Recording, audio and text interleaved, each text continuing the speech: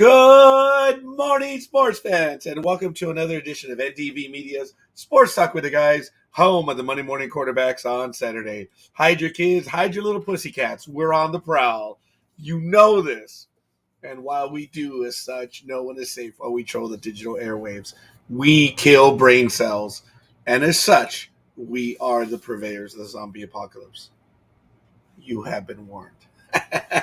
Good morning, ladies and gentlemen. I'm the Scorekeeper, and I'm absolutely thrilled to be here. Today is Saturday, March 26, 2022, and we are going and blowing here on Sports Talk with the Guys. So thank you for joining us, and we're going to get right to it. Obviously, as you know, we go over a few things. We're going to do them real quick. In hell, as this place is known, at the world headquarters here in Pomona, California, it is 53 degrees. And it's going to get to 83. So it's going to be a bit toasty here in the office. But yet I have the heater going right now. Go figure. It's going to be an overnight low of 54. And it should be nice. Humidity is right now at 73%. Pressure is 29.91 inches. Sun is not up till 6:46 in about 44 minutes. But it is a 9-mile sky right now. And the wind is kind of heading in a south, maybe southwest slant at 2 miles per hour.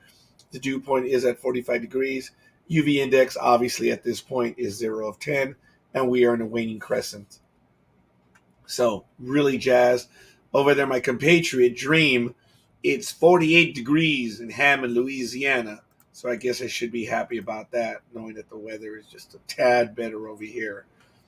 And, yeah, it's not too bad. I did, for those of you that know, I did attend a sporting event, which I had not been to in a while, at the former Staples Center, otherwise known as Crypto.com Arena, I guess. That's what they're going to call it, or center. I don't know. But the Prodigy, who I went with, which was really kind of cool, he commented that the place is in need of a lot of work and service. I don't know. I didn't see it. It looked nice. The seats were all padded. It was really nice. It was rather comfortable. We were in the 300 sections. I think we were in 312. So if you want to look that up, you can. We were in row number 2 of 312. It was nice. But it is a different world when you're on the main level as opposed to the nosebleeds. But the foremost Staples Center can be a tad expensive. But it was fun. The Kings did not win. It went into overtime, as you know, the hockey rules, NHL rules, and when they're a 3-on-3. And then they eventually went out to the shootout, and it was won by the Chicago Blackhawks. So a bit of royalty, no pun intended, with the LA Kings, but it was really nice to see those two teams. I'd never seen the Chicago Blackhawks. As a matter of fact, the two teams that I've seen are the Sharks and the Oilers, and now I add the Chicago Blackhawks to that. So really jazzed about that. I enjoyed the game. The food was good. We had a meal before the game, which was a lot of fun. Finally had sushi. I had tuna and salmon, but I dipped it in the sauce, so I don't think I was even really able to taste the sushi. Hey, we here in America mask our foods with lots of flavors and dressings and things, so I guess it's fine. Good morning to everyone. Thank you for stopping in with us. We're getting people on my channel on Sports Talk with the Guys. Let us know who you are and where you hail from. We'd love to know who shares the misery. But for today, here we go. A woman goes away on vacation, and as her brother watches her cat, and has her brother watch her cat. Sorry, it's a little early. On the second day, when she calls her brother to see how things are going, he tells her that the cat is dead. The woman immediately goes into hysterics, really upset, and says, "You can't tell a person bad news like that. The first day you should have said that Fluffy was stuck on the roof and couldn't get down. The second day you could have said that she'd fallen, but the vet said she would be okay. The third day you could have said that she died from complications." The next day the brother calls the woman up and says, "I have news." "What?" Grandma's stuck on the roof and can't get down. Here's another one for you. The economy is terrible. Oh, it's a joke. At the beginning of the year, the politicians promised things that would improve by the last quarter. Well, I'm down to my last quarter and they haven't improved. It's up to you guys. See if you like it or not. Quick look at history today in the world of sports. What is the big event? I did not check that one in the day of history. Oh, I am a bit at a loss. I picked up the wrong link. What a shock. So we should be able to get it right now. Back in 1874, the 34th Grand National, Mr. J.M. Richardson wins his second consecutive GN aboard the French 5-1 favorite, Rugni. Back in 1967, NBA forward Alvin Hayes weds college sweetheart Erna Livingston. And in 2017, FIFA Women's World Champion Julie Beth Johnson weds NFL Zach Ertz in Santa Barbara, California. Wow, I don't know why. It was a big deal was the weddings. Uh, I guess it's in between all the major events. Back in 1920, the 79th Grand National legendary jockey Jack Anthony wins his record third GN aboard 6-1 Troy Town. And back in 1972, the Los Angeles Lakers break the NBA wins record by winning 69 of 82 games, a record which will stand for 24 years. They ended up being 69 and 13. Wow. That's impressive. Impressive. So, as I was talking about, oh, yes. Good morning, Tony. Oh, wow. Michigan, absolutely beautiful. Tony, are you a Chicago Blackhawks fan? Because as I mentioned, there it is. There's my jersey. I'm adding it to my Yankee. I have 2 Yankee jerseys, and now I have a Kings jersey. As you know, I was joking about flying this week, and the big dog was already laying dibs to a Dodger jacket that I have for the 50th anniversary of Jackie Robinson Day. It's in 1997. It's blue. It's a Letterman jacket, blue with brown leather. It is gorgeous, and right now it looks like my wife and I, that woman who still holds the title of being my spouse, is going to fight me for that jacket. That's it. It's the only thing we're going to fight over. So the big dog wants it. I'm like, you go get it, big dog. And speaking of going to go get things, here's the man, the myth, the one who is, the divine one, the diviner, the one, the almighty. How are you? Good morning. How you doing, Roger? You were looking around. That's funny. I think I'm doing well, young man. How are you? That's good. I'm doing well. We're still getting a little bit of snow, but it's not too bad. That's what Tony is telling me, that he's up in a snowstorm up in Michigan. And I have the audacity to complain that it's 59 degrees over here. I'm so sorry. You like doing that. You like saying, oh, my poor me, it's under 60. So, yeah, I get it. But we didn't get a storm here. I don't know if it's going to come this far down, but we got enough. We got enough to do it, to cover the ground. So you live near a racetrack now. That's nice. Kings. Yeah, I've been a Kings fan forever, and I went Thursday night. I had a client over who I've known for a while. Actually, he's been on the program over the years, The Prodigy. And he came over to have his usual yearly IRS requirement fulfilled. And he's a great kid. He's always been very good to me. I'm the one that's probably done him wrong over the years. And we've always talked about doing stuff. We have, but it's been my fault because I've never been able to get away. So we talked about going to a game, and I said, screw it. Here, go get the tickets. Next day, he had the tickets. So I blocked out the 24th, and my daughter and I joined him and his wife. And wow, we had a blast.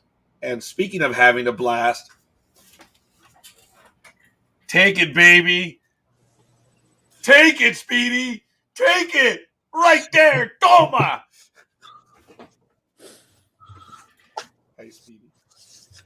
I don't know what I just walked into, but good morning, everyone. Good morning, Speedy. How you doing? Good. As a matter of fact, Speedy was just bad timing. That's all it was. I guess, yeah, apparently. Yeah. I was just able to make the transition. But it looks like Tony is a Philadelphia Flyers fan, which is really cool.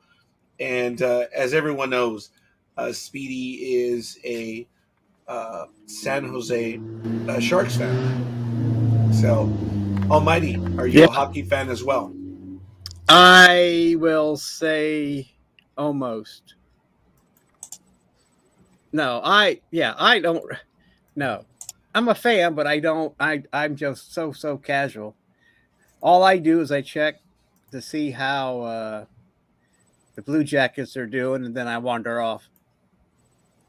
Oh, okay. So you're. I mean, I know the teams. I've read things. I've seen games, but I really. Anyway, that's what I do. No, that's cool.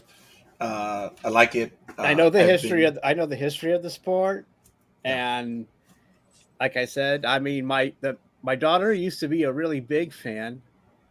Only problem was that she rooted for Canada, so during the Olympics and all that stuff. So I just I didn't know she didn't get that from me, but at least she was watching the sport, so I did not. And then she followed the Blue Jackets when they were winning. So it's been a while since we followed them. So. But I mean, anyway, go ahead. No, not at all. This is beautiful. I'm glad you're sharing. I went along with Gmo, as you know, my youngest, who's been on the program numerous times. Maybe not here on Sports Talk with the Guys, but I mentioned to her. Sometimes she just irritates me. But anyway, are you looking forward to the game? I have no opinion. What do you mean you have no opinion? And I know in the back of her mind is like, I finally got under Dad's skin. Just don't tell him anything. Just be blasé about it. Oh, it gets on my nerves. But she went. She enjoyed it. I mentioned to her, Mija, you're not going to be on your phone. Hockey is constant. It is great. The game will turn on a dime, and it is exciting. And sure enough, being there at the game, I was reminded you just can't look away if you're going to enjoy the game. And it was fun. The Kings and the Blackhawks. It was cool. It was fun, and it delivered. There was a lot of scoring, but as I mentioned, the Kings did lose to the Blackhawks in a shootout. So what was kind of neat is she got a taste of the entire hockey thing. They really stopped them fights, Almighty and Speedy. It's like they don't fight anymore, man. They're a bunch of pansies. Well, the game's gone downhill. Yeah. I remember the first time a classmate of mine, Wilfredo, and we went to our first Kings game. And actually, I don't remember who that was. It was a Kings and geez. So I've been to several hockey games. But anyway, and that was at a time when my sister gave us $20, 2 teenagers, all right? Go to a game, spend $20 on food, and we still got change back. Okay, that should give you an idea. That was either 85 or 86. Got change back. Yeah. And we sit down, and the moment we sit down, everyone stands up. And we're like, what the hell's going on? And we stand up, and then we see right in front of us, boom, boom, boom. They were duking it out, which was really funny. And Good Morning Coffee says, best part of the trade deadline is the players dealt. Their jerseys go on sale, so I picked up an orange Flyers Claude Giroux jersey and a blue Kraken Mark Giordano jersey. Oh, wow. Gentlemen, on this one, my Guillermo, his wife Janet, and of course Gmo, they all have the same black jerseys, which is really cool. And I went with the Wayne Gretzky style of the 90s, and I really like it. And it's really cool. And it was neat. So there are a few pictures already on Facebook, which is kind of cool. And I'm really liking it, seriously. It's thicker than I thought, and also thinner at the same time. But anyway, that's what she said. I wish that's what she would say. I wish I were part of those conversations. Oh man. Good. But anyway, good morning, Speedy. Your birthday's coming up, brother. What I know. what are your plans, boy? Young man. I'm either thinking about my siblings are thinking about. Are you thinking about Lazy Dog or Olive Garden? I always do Olive Garden, so this year I might do Lazy Dog. Have We'll you see. been to Lazy Dog before? Yeah, I have. I'm not sure if they're a national chain, but out here in Southern California, and California, I should say, Lazy Dog. I didn't realize it, but it's a restaurant, fairly medium to upscale, where they encourage bringing your pets. Obviously, dogs they're encouraged to be brought in, which is really kind of neat. Yeah. And I was surprised when I went in to the restaurant one day, and there were several people with their dogs, and I was like, "Oh, okay, pretty cool." So I didn't realize it was. So, are you going to take your pet with you, Speedy? If I had a pet, I would take him or her. Oh, okay. But All right. here, no pets allowed because then the rent will go up. Oh yeah. Oh yeah. I don't have any cats. None. Really. None. I have none whatsoever. What happened to him? Oh, I thought we were having a legal conversation right now. I'm sorry. When Speedy mentioned if your rent will go up if you have pets, I have none. None whatsoever. Entiendo. All right, Speedy. I don't know if you received that little comment there in the chat room. Check it out. But Almighty, what do you guys have? I did send an email to you guys, so we do have some stories to get to right now. Otherwise, we can get to. Oh yeah, I sent it on Thursday. It's okay. Uh-oh. Hey, gentlemen, the only reason why I do it is because you have an idea of some of the stuff I'm going to be able to bring. It's been bad. I haven't done it in like 3-4 weeks because I've been that busy, both at my regular place of employment and here. I mean, look. I must have just either maybe it's in my spam folder or I just decided to ignore it. I'm not sure which one. Or maybe you accidentally deleted it because you've done that before. Wow, getting lots of love here this morning here on Sports Talk with the guys. But it's all good. If I can find Thursday. Well, all right. It was earlier in the day, but it could be early afternoon for you. I don't know exactly the time I sent it. I apologize. But again, it's just so you guys have it right there. Anyway, it's all good in the hood, so they say. So I'm liking it. You sent it about 10:30 in the morning. Oh, thank you, Speedy. Awesome. So we're getting our stuff together over here. So yeah, folks, just quick last thoughts. We went. I spent a lot more than I cared to spend, but it was still fun. And actually, there's some pictures up there. I felt safe in that area, and I don't know why I was thinking that, but the conversation did come up. This is what they're starting to call Times Square West, right there at the Staples Center. You've got the Microsoft Theater, you've got ESPN West there, and it's kind of cool. There's a lot of stuff going on. Police presence. There's quite a bit, and I had the chance to speak to 3 officers, and I forgot, man. Just going up to them, they're just regular workaday Joes trying to keep us safe. They're really good people.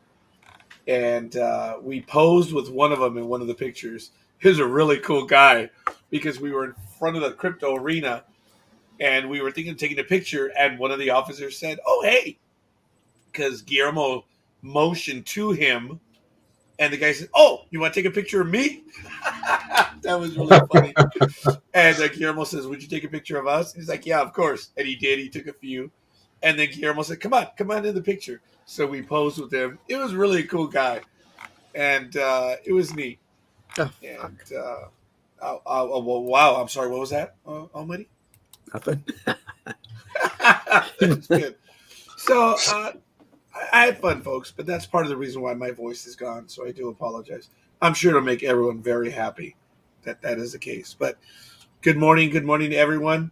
I'm not sure if I mentioned it, but I've got them. I got the tickets. I'm on my way. Alaska, April 20th. I'm gone. I leave on that day, and I return early on the 28th. It's real now. So I'm really jazzed about it. And the weather, Oh, there you are. as residents. Oh, did you see that, Speedy? Look, freeze that image. He's looking down. He says, "Oh, I know. there you are. Yeah, there you are." I was like, "Oh, right there. There it is." Oh my God, that's gonna be there forever. Yeah. I'm gonna. Oh, Yeah, there you are. I walked into that, you fag. I don't understand. But I was looking at your email, and then I found you. It doesn't matter. It's all over. Fuck, it's never gonna. The language has lived forever too. I guess I don't care. I think that one's gonna make the annual program. Yeah. When are you gonna have one of those, my friend? We're gonna have to have it on the last weekend of December. It'll have to be. So I know we missed it last year, and that was my fault. So I will get this one. So I got to make a note of it. Damn it! Otherwise, it's not gonna happen. Well, you have a year's worth of those though, already. Oh my God, yes, quite a bit. Mm-hmm. Now we did quite a few of them, but the one that really was the best one was when Speedy was doing those. He did it every year, and he did so well. I felt bad one year because Speedy did his usual program, and I swear it's like Sports Talk. The guys were in it more often than not, and it was funny because we call into the program, we mess with Speedy a little bit, and we were in quite a few of them, which was really cool. But be that as it may, folks, just kidding. We're going and blowing this morning. That's Almighty. That's Speedy. This is Sports Talk with the Guys, home of the Monday Morning Quarterbacks on Saturday. We're 22 minutes into the program on this Saturday. What a glorious morning. We already have a story this morning. I don't know if, of course, if Speedy was able to see it, but Fox News is reporting that WWE legend Triple H says he will never wrestle again following a health scare. Triple was the leader of DX and a 9-time WWE champion. Apparently, Triple H, who is a WWE pro wrestler whose real name is Paul Levesque, and you guys will correct me on that, said Friday he retired from in-ring competition following a health scare late last year. WWE revealed in September Triple H needed a procedure after a cardiac event and was expected to make a full recovery. On Friday, in a preview of his conversation with ESPN's Stephen A. Smith, Triple H said the heart issue forced him to step away from competing in the ring. Wow. He says, "I will never wrestle again. First of all, I have a defibrillator in my chest, which, you know, probably not a good idea for me to get zapped on live TV." So, I wonder how similar the situation is with Triple H and our very own Big Dawg. Because, as you know, Big Dawg was carrying the defibrillator for a while. It was to zap him if his heart rate would get lower. It was at 10% of normal. Jeez. Yeah. That was crazy. And I know it's gotten up, but I don't know by how much. But, yeah. So, Coffee says heart failure. He has a defibrillator in his chest. Yeah. Wow. Big Dawg was pretty much in the same situation, but he did not have it inside. It was on him. He had the the leads attached to him, and he had it on there all the time. That's when he went from Big Dawg to Robo Dog, which was really kind of cool. And I think it's stuck. Speedy, your thoughts on that, and then Almighty? Yeah, every year, when I was at WrestleMania 32 at Levi Stadium, that's when he got into it with The Rock and Ronda Rousey. It's like, okay, we'll do this here, and every year he's tried to do something to actually be involved actively at WrestleMania. But as of recently, it's not going to happen this year. And then they're like, doctors are like, we got to put, the fib in you. There's a lot of things you'll still be able to do, but not actually do. So it's one of those do as I say, not as I do things. And he was like, well, I guess I can live with that. Because he was going to be involved with the first night of WrestleMania. That way he can not have to worry about it and just get it over with. But night 1 or night 2, it's not going to happen for him. Terrible. He was still relatively young, was he not? Or is he not? I'm sorry. He hasn't passed away. I'm so sorry. Oh my God, he's my age. So hell no. He's still a young man.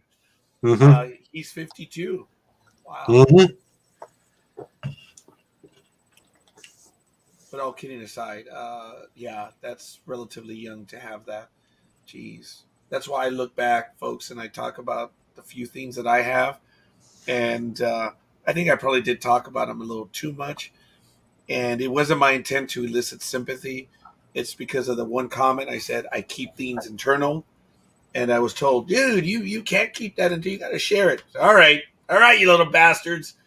If there's one thing Scorekeeper can do is he can overshare, and he has. So, toma. I don't know.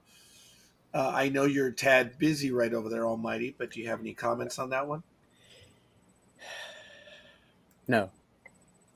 I mean, well, I know who Triple H. Triple H is, but I mean, it's too bad he has to go out that way. Like you said, at such an age. But better safe than sorry. But I don't know. So anyway, I'm sure a lot of his fans are going to miss him. He's probably going to sell him and the WWE has to recover and find someone else to take his place to keep it going, I imagine. But anyway, he's still with us, and and that's a good thing. What about you, Speedy? Or did you already talk? Yeah, he did. All right. Well, I guess I was reading some of the articles that you sent just to go browse over them real quick. The only one and the one that caught my eye was we'll get into it later, but it just caught my eye again. So we'll get to that one in a moment. A similar one, which I also posted, and we're going to put in the chat room in just a moment. We're going to get to it, and I'm posting it right now.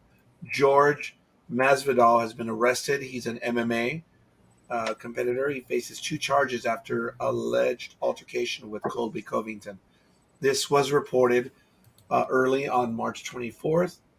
As I mentioned, he had been arrested, and less than 48 hours after he engaged in an alleged altercation with UFC rival Colby Covington. Masvidal was detained by Miami-Dade County Police Wednesday evening at booked at 10:27 p.m. local time. Masvidal, who is 37, faces 2 charges, 1 count of aggravated battery resulting in great bodily harm, and 1 count of criminal mischief. He's currently being held on a $15,000 bond, and that was as of early on the 24th. Now, there is a video, apparently, of him jogging into a police station with handcuffs. So I don't know who recorded it, but it is there on Twitter. It is also in the article. And in a police report obtained Tuesday by MMA Junkie, the MBPD confirmed responding to an incident labeled as a felony battery outside Poppy Steak. The report does not state the charges have been filed, but identifies Masvidal as a lone suspect. Covington was not explicitly named in the police report. An MBPD information officer told MMA Junkie that alleged suspect in this incident invoked Marsy's Law to protect their information.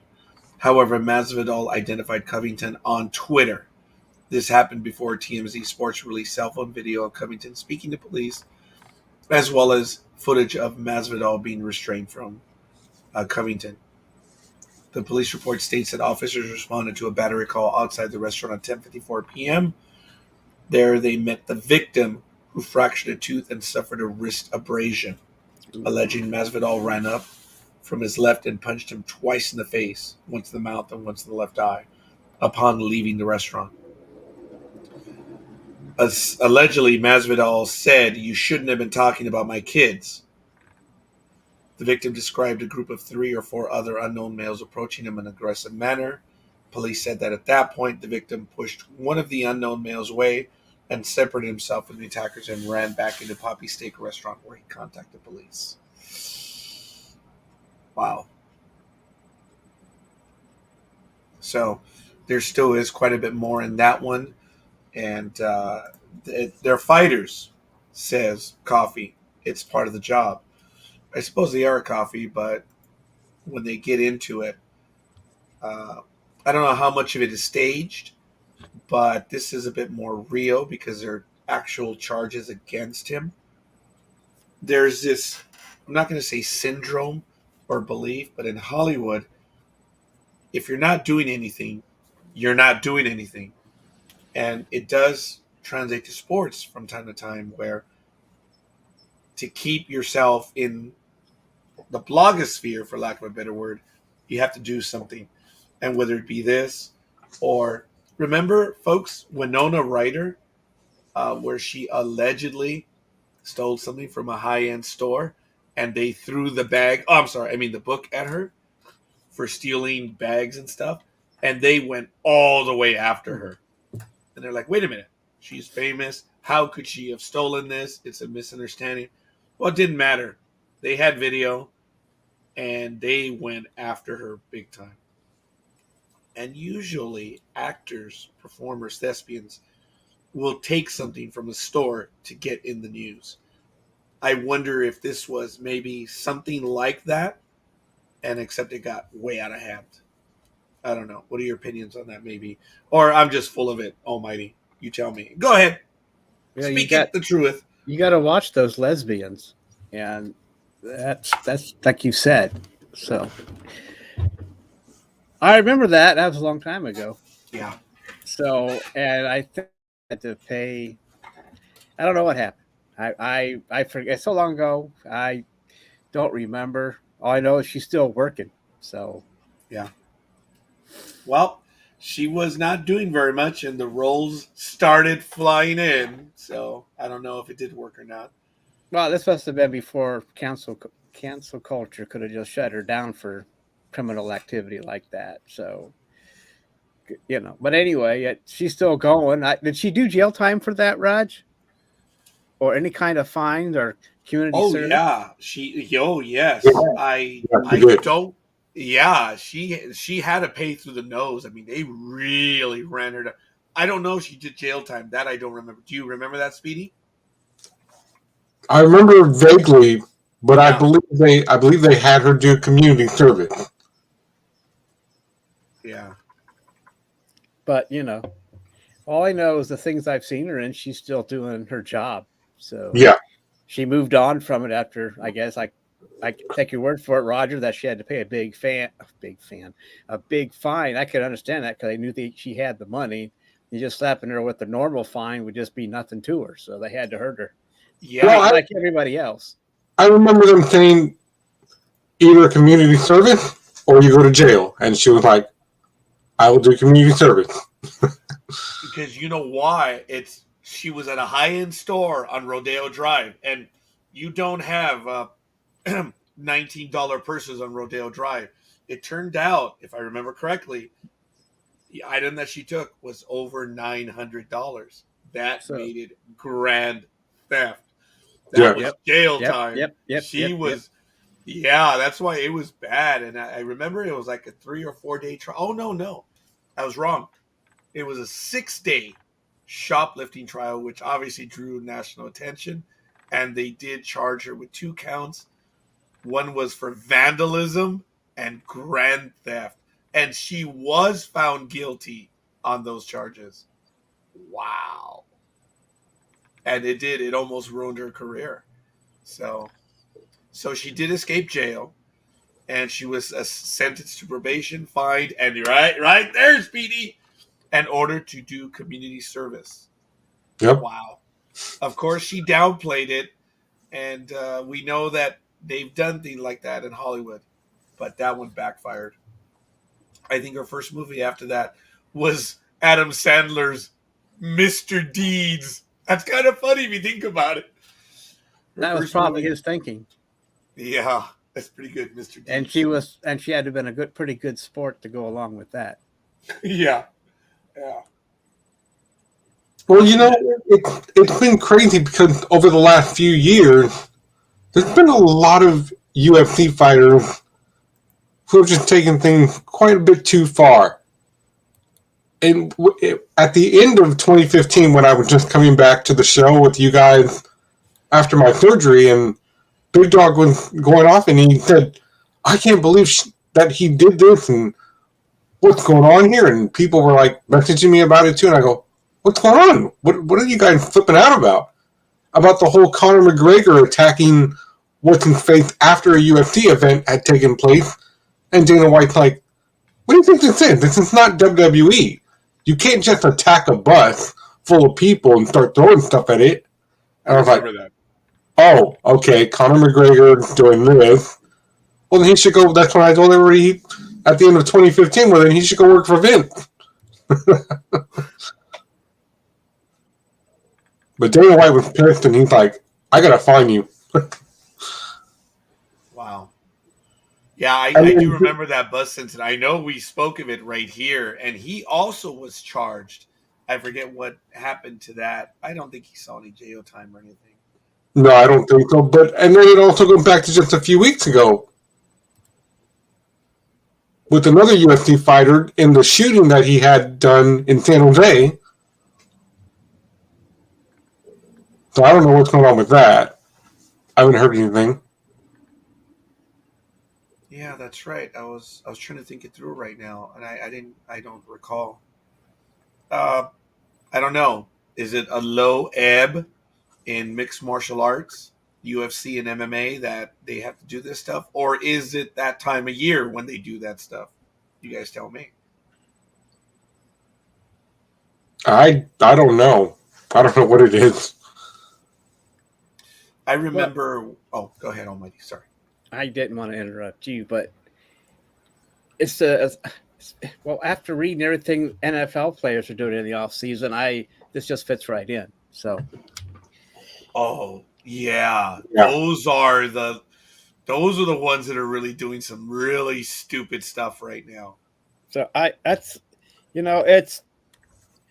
I don't know how. I mean, I don't know. They're MMA fighters. They have that rage. They have, I can't say steroids. I don't know for sure, but they're in a sport that is violent, and that might be their trigger. That might trigger them if they get too angry or threatened or whatever. Like you said, it was a feud, so those things could go either way when it comes to that. And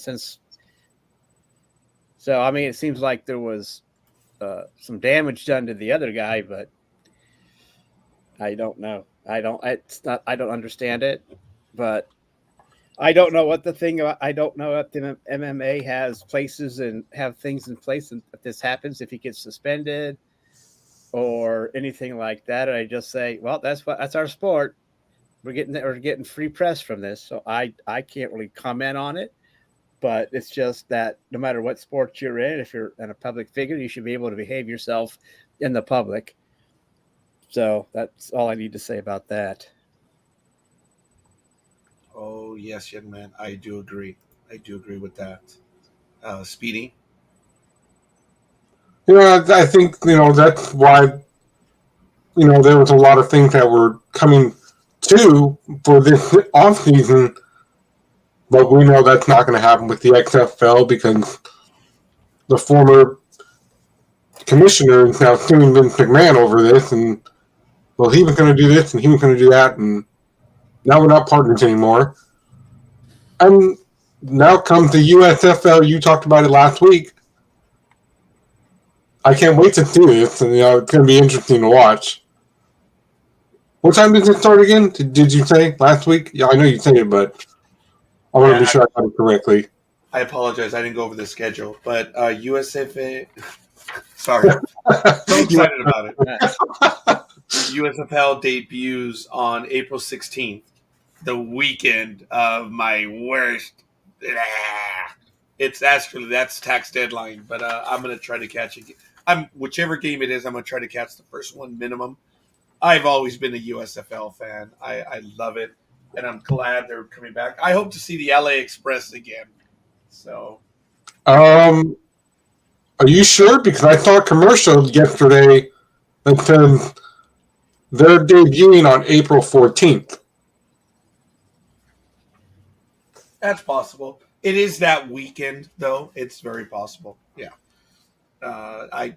It's not set in stone. It is that weekend, so I didn't want to do that. But the USFL will. I did say tax weekend. So. Yeah, you did. I'm really happy that they're coming back. So it's good stuff. The USFL will run its regular season all the way through June 18th. It's a 10-week season, and yeah. We'll see. Actually, I didn't go over the calendar. I might do that in a little bit. But continue with your thought on that, Speedy. I'm jazzed. I'm looking forward to them. I cannot wait for the USFL. Yeah, I was going to say that, all these guys, we've all seen the stories. We've talked about the stories over the years.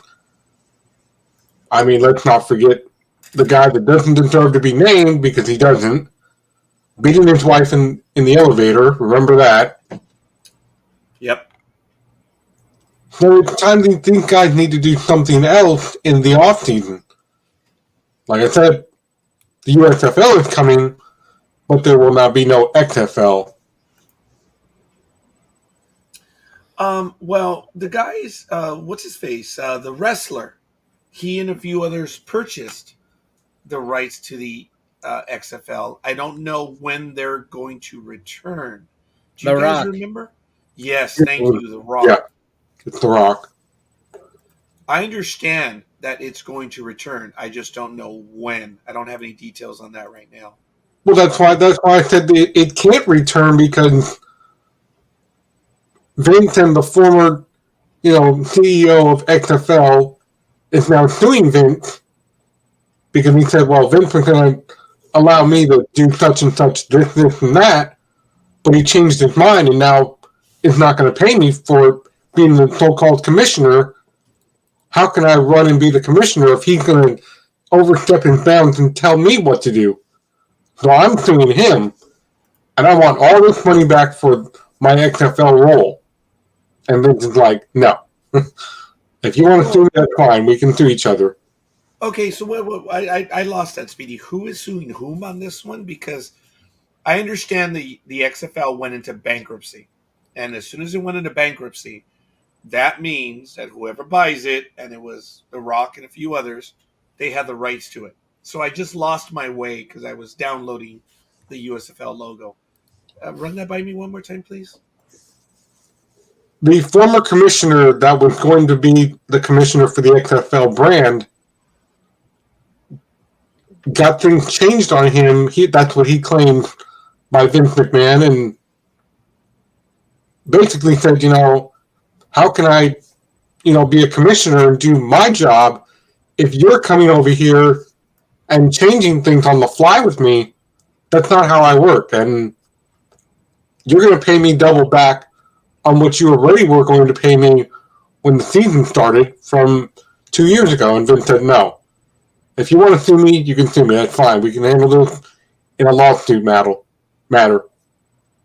And so that's what they're doing. So as of right now, I don't think The Rock and his friends can really do anything about the XFL name if Vince and the former guy that would help be the commissioner for the XFL are doing a lawsuit battle over this right now. Okay. I got you now, and I apologize. I kind of was in on that. Well, whatever the terms of the contract were, remember the XFL returned, COVID hit, and pretty much ended it second time around. So, yeah. But guys, Almighty Speedy, what we know of Vince McMahon is what Vince McMahon wants is the way it's going to be. And True what are we story. going to do? Yeah, true story. Yeah. Here's some of the images, folks. Forgive me, just very quickly. There, look at that. USFL, United States Football League. And then, of course, there are the 8 teams. The New Jersey Generals, Michigan Panthers, Must have got an Philadelphia old one. Stars. Yeah. I don't know the one in the middle, but yeah. Oh, isn't that the Maulers from Pittsburgh? Oh, very good. Yeah. And then the next one, I think that might be the Birmingham. Oh, no, wait. Tampa Bay is the one on the end. New Orleans, that's the one on the right. And then the Texas. Oh, I forget the name of the teams now. And I knew these so well. God. Yeah. Texas, wasn't it? Oh, the B. That's the Birmingham Stallions. Yeah. Yeah. Okay. Hey, a little bit of trivia. So Texas, I know, I don't remember, man. The Houston Gamblers. Yeah. That's it. That's the G, the Gamblers. I don't remember New Orleans what the name of the team is. Did they have one before? I don't think so, but I thought they were all original. And But I just like it when it says no LA. So I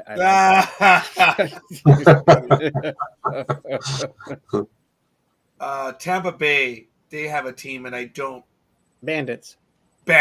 Right. Thank you. So the team with the one that looks like a B, which is the fourth from the right, that's the Birmingham Stallions. Because if you look carefully, you can see the horse right there. I'm jazzed. I'm excited about it. The whole idea of the USFL was not to compete with the NFL until Donald Trump, at the time, owner of the New Jersey Generals, wanted in on the NFL. As you know, he's always wanted in, and he never was able to get in. Yeah, he showed that when he was president, how much he resented the NFL. Oh, yeah, baby. People didn't realize that. He still holds a grudge 40 years later, or whatever it's been long. But anyway, But you know what he did when he was president? That's why when he was president, he decided, I'm going to back the college football teams, help them out. well, he threatened the NFL team. So Yeah. the NFL, I mean, he threatened them because, and that's not his job, but that's Trump for you. Yeah. And the owners were afraid of him, so they bowed down to him. So they had these players do their kneeling in the locker rooms to appease him. Yeah. And that is something that we spend quite a bit of time here on this program, folks. It's not something that we're going to bring up until Scorekeeper gets mad and then wants to bring it up. So I apologize. We're going to go ahead and continue on that one. There's no problem with that. I mean, I believe that people should be able to expose their opinion as long as it hurting anybody, but be hidden away. That's not, I mean, there are a lot of things that are under attack and are not being, and their free speech is being blocked or ignored. It's no longer, free speech is under attack, right? For a while now, and it doesn't matter. I mean, anyway, well, it's like I don't know who said it during World War II or after World War II. He says, "Look, I don't agree with somebody showing the Nazi flag, but yet I'm going to fight for his right to do so," and that is no longer the case. Unfortunately, I mean, I don't recall who said that one, and I'm going to have to look that one up. But I've heard it.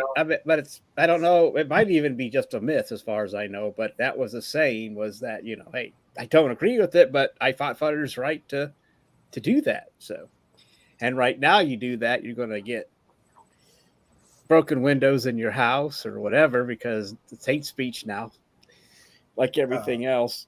It definitely is hate speech. Yeah. Just like my jersey, it's hate speech. Says Indians. Oh, that's right. Yeah, sorry. I mean, yeah. Oh, and then you saw my reaction, right? When I laughed, I'm like, oh, covered it up. Yeah, it's an issue of hate speech. But you're right. Even though it's not, but some white people it is. Yeah, I mean, especially now because now you have all this cancel culture stuff. And it's funny because on Sunday I was like, I'm not gonna take the freeway to church. I'm gonna take a shortcut to church. That way I can not have to deal with the freeway traffic anyway. And plus, save myself some gas money while I'm at it.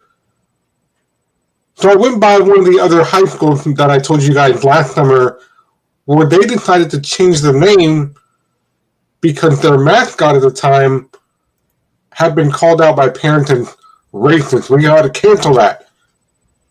And I drove past that other high school here in the area, and instead of being the San Lorenzo High, whatever they were called at the time, they're now called the San Lorenzo High Pirates. I'm like, okay, and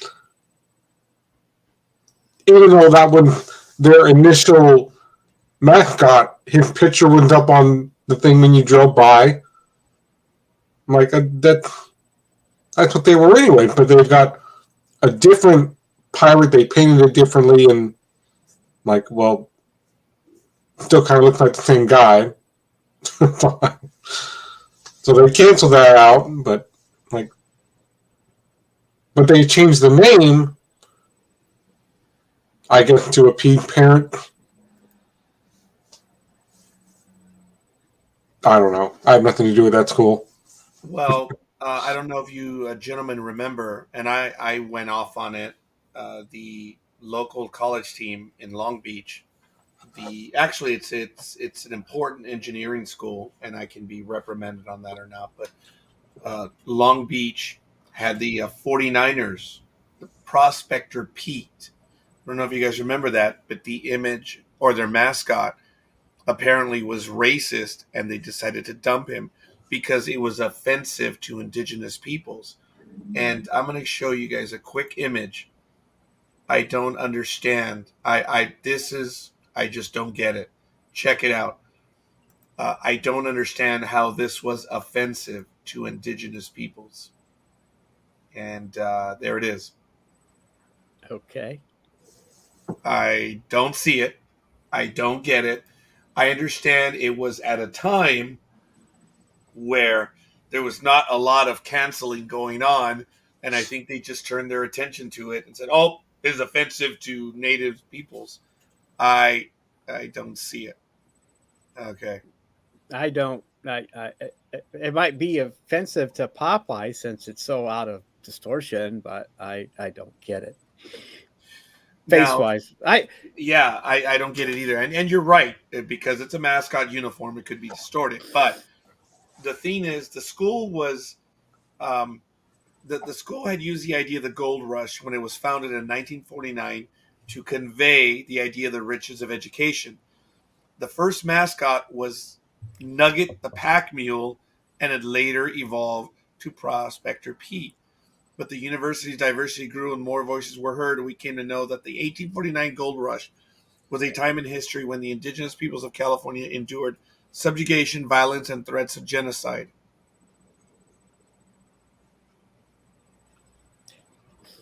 Do you know how there are a lot of people, I don't know, that seems stupid. You might as well ban any mascot that shows a white guy.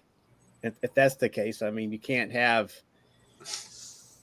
use someone from the cavalry because they were the ones mostly responsible for it. Oh yeah, that's right. So you can't use that as a symbol, and something is going to offend somebody. There is no way. Yeah, I agree, but there's just no way. That's why I wear my Indians jersey. I will never refer to them as the Guardians unless I'm mad and want to yell at them. But anyway, I was interrupted. But I'm just saying that something is going to offend. Like I said, there's no way of getting around it. So millennials need to learn to deal. That's just it. You know, and that's the other thing too. I mean, we've talked about this last summer too, when they were like, "We're going to cancel this, and that." And one of the things that they canceled was some of the cartoons. Oh, look at that! They're pointing a gun on TV. we can't let kids see this. There's a lot of things we need to hide. Well, that's why it goes back hand in hand with the things that, the Oakland ultra-violent wrestling promotion up here does on Friday nights once a month. It's called Hood Slam. The promotion, I've been there a few times, but I just can't deal with the smell because you can do anything inside the Oakland Metro Opera House in Oakland on the first Friday of every month. You can be any type of wrestler you want that's not allowed on TV. And they were trying to come up with a name and ways to deal with it and how to bring it out to the public eye. And I said, well, just advertise it, adult only. And then somebody else said, no, I got a better idea. And they put this graph on there. And you can look up Hood Slam's Facebook page on some of their posters. And in big bold letters at the bottom, it says, somebody came up with the idea that's better than mine. They said, don't bring your effing kids because it's not a kid-friendly type of wrestling show. But there was a show in Arkansas that happened right before Christmas. And, all these people gathered there, even though all these governors were saying, well, you got to stay at home. You can't leave. You can't do anything. We have a pandemic going on. But most people, by the end of before Christmas, we all know that many people didn't care and still went out. And there was this show that I saw on YouTube right before the holidays, and they had a bloody, violent, ultra hardcore style match. And you've got these adults there that have their 11, 12, 13-year-old daughters watching this and holding out their phones, and they're going, I didn't know they were going to do that. Well, that's why you don't bring your kids to an event like that. Of course you're going to see a guy use some type of foreign object to cut the other guy's foot while the ring is being filled with blood. They use thumbtacks? Why would they? What kind of weapon is that? Oh, they're using a screwdriver. Why would you park a screwdriver in someone's head?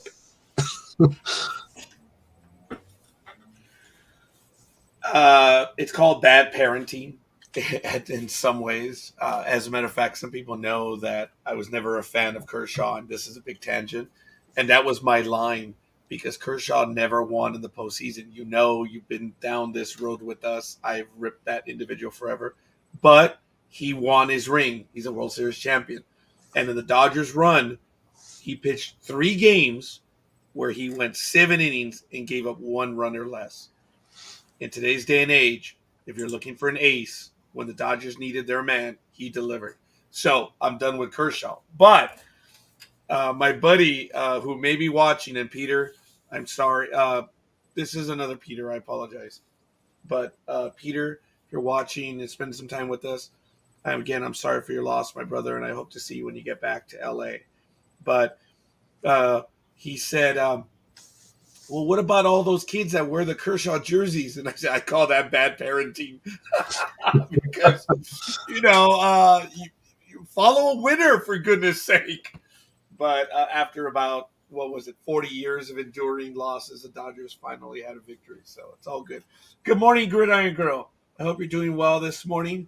And I had to go after Kershaw, of course, just because I had nothing better. But returning to the subject that Speedy was talking about, look, if it's recommended for a certain audience, come on, people, be smarter. It's bad parenting.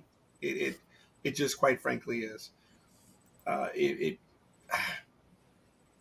Yeah, come on.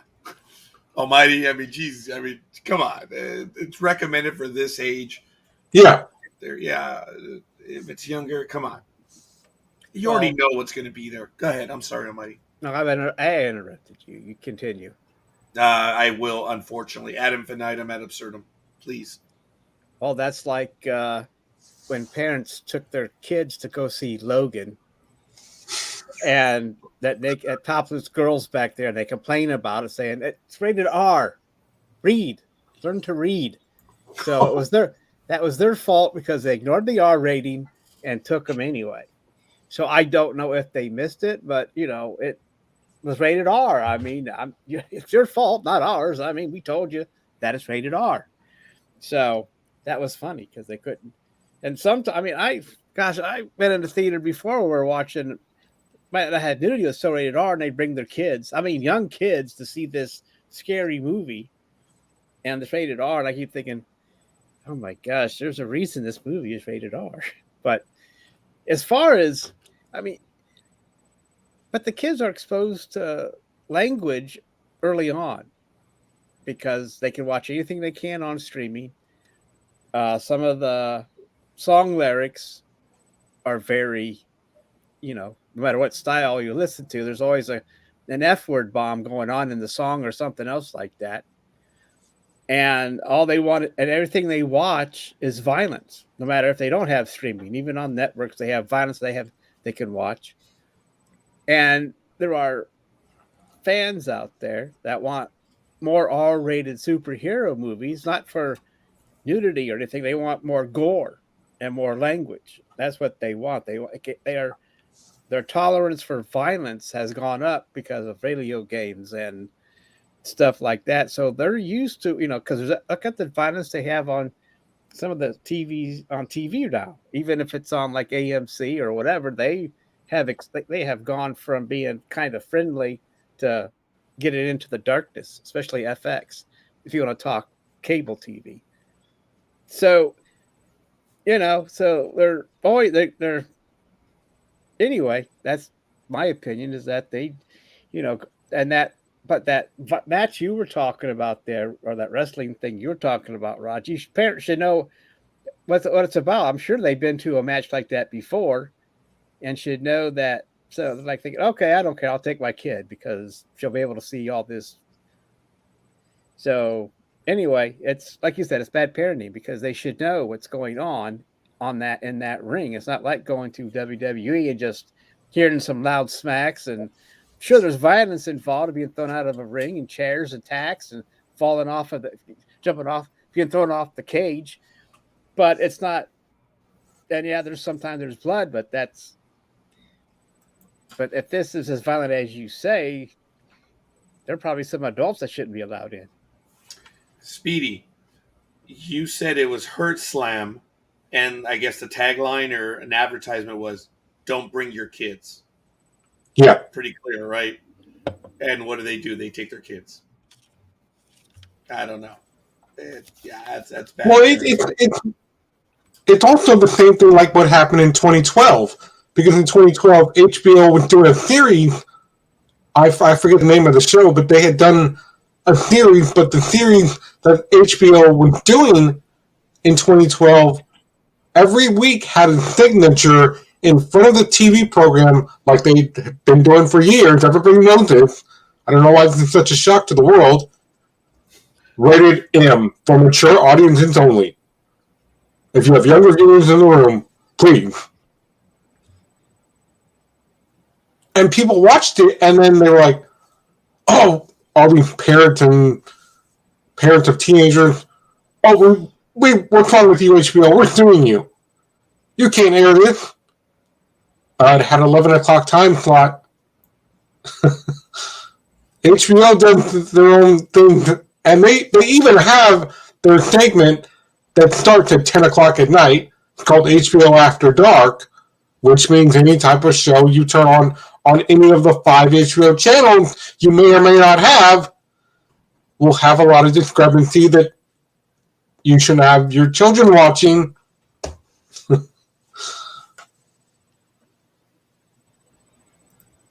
And a judge will think, well, this is HBO's deal, and that judge threw out the case against the parent. Now, it's rated. It's clear. There are protections on electronic devices. Come on. Look, kids are creative. They can get around that, but that's a family issue. I don't know if you guys remember this, but there was on network television from 8 o'clock, I don't know if it was 7 p.m. to 10 p.m. Or even 9 p.m. It was like, that was family time. It was 8 to 9.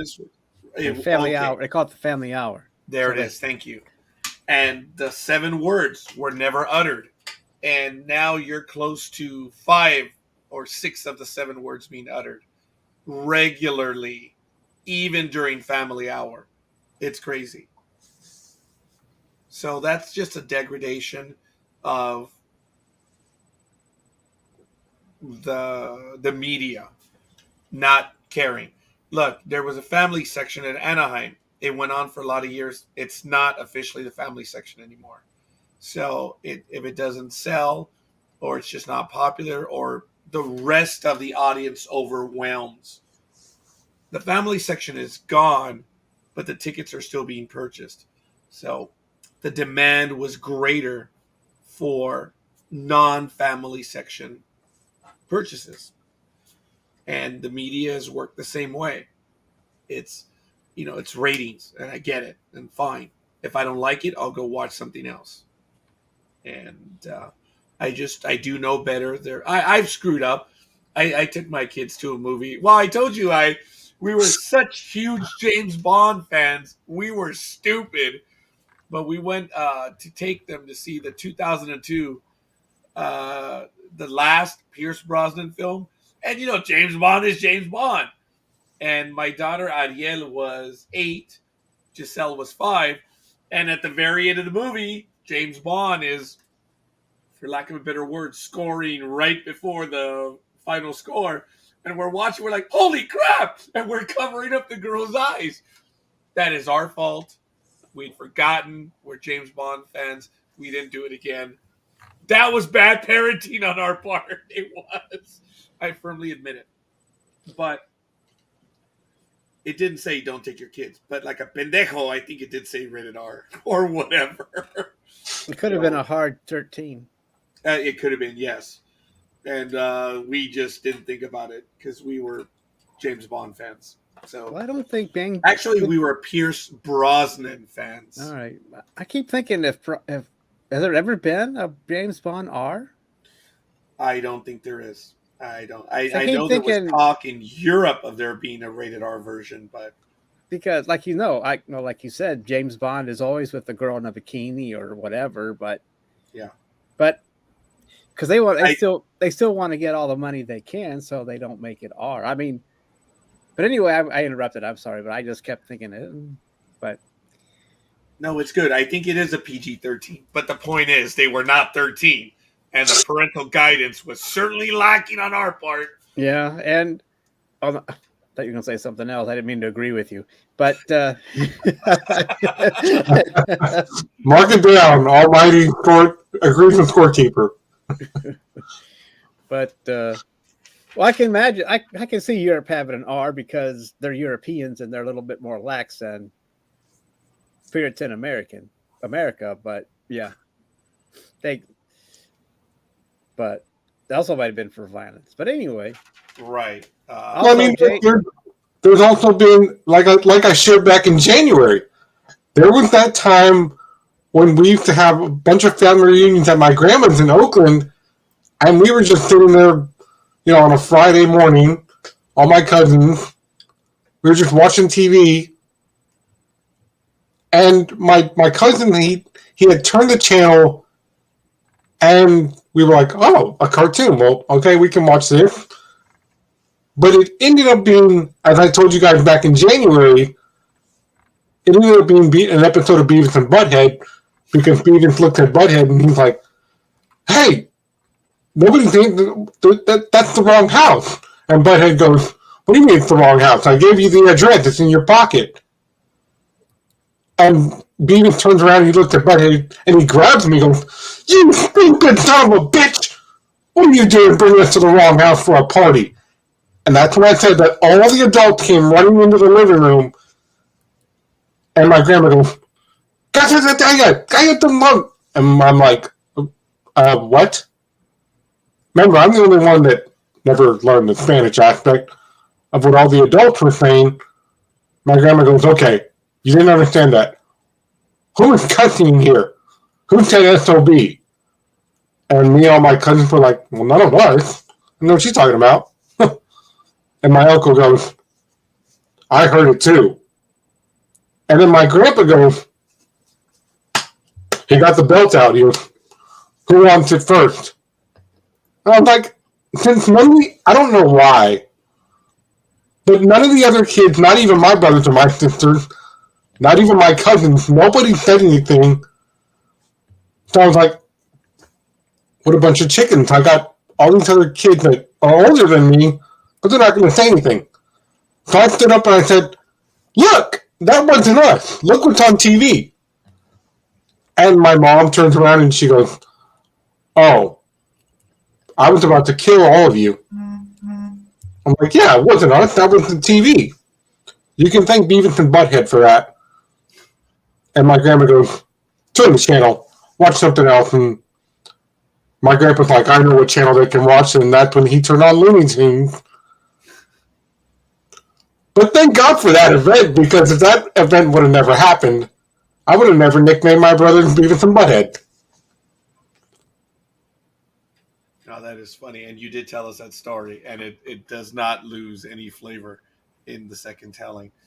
Folks, it is what it is. These MMA people, these baseball players, these performers from Hollywood, they'll do stupid stuff. Winona Ryder stole some items, ended up grand theft, had the book thrown at her. These other guys now, the gentleman I mentioned, George Masvidal, was he acting out or was he just being what they are? Testosterone filled, maybe road rage. I don't know. Not road rage, but the roid rage. You never know. And I shouldn't even be saying that, but it's guys, come on. Be a man, be an adult. Why? Why do they even have to do this? But I guess it's appealing to the fans, and it's also their image and persona.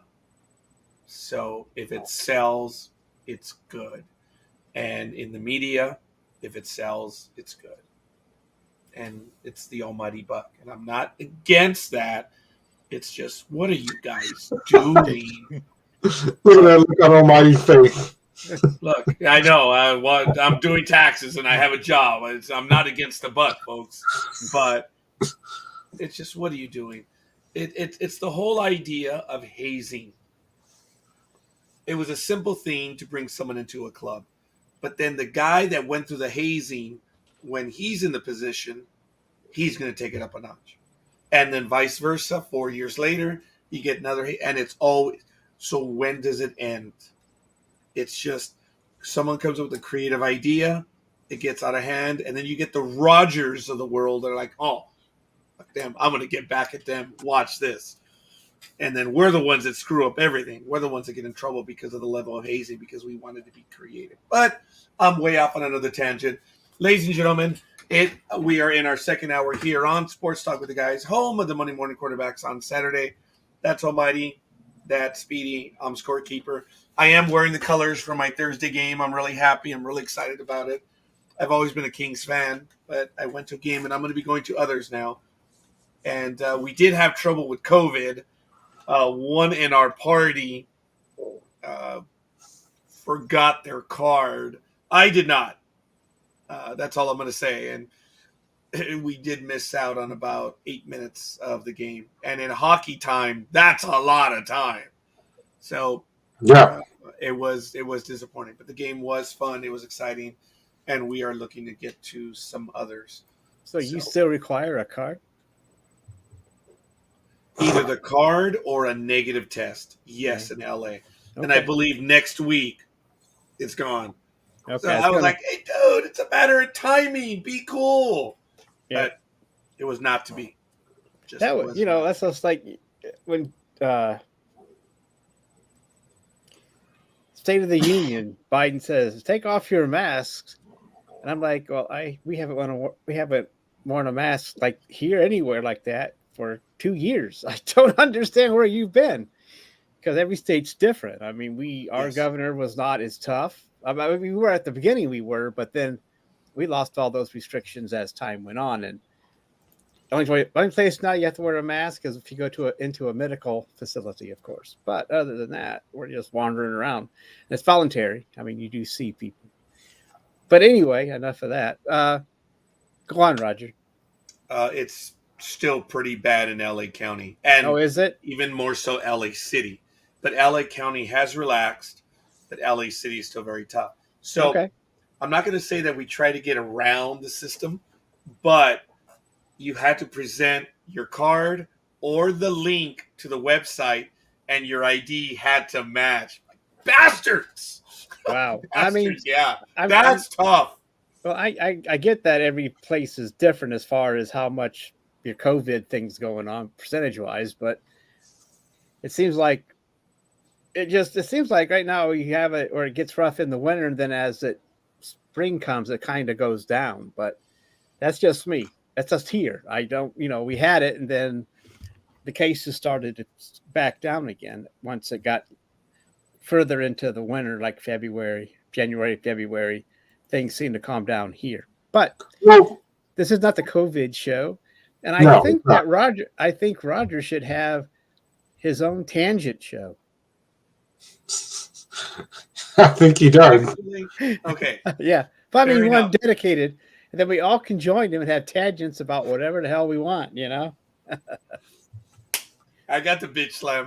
I got the bitch. So, all right, we're good. And there it is. I'm the first one to swear, and I apologize. No, I think I said, well, it was whispered when I said that word. Oh, that's wrong. No, it was not whispered. Once the Chinese variant gets here, more problems ahead. Yes, more than likely. Forgive me. Sorry, I couldn't get to the pause button quick enough. That's okay. Bless you. Thank you. Well, I'm back. More importantly than this whole COVID conversation, let's jump into a different kind of COVID problem. Where they're talking about bringing back the ghost runner for baseball, Scorekeeper. Well, actually, I don't know who is, but go ahead. Take us there, and I'll have some comments on that one.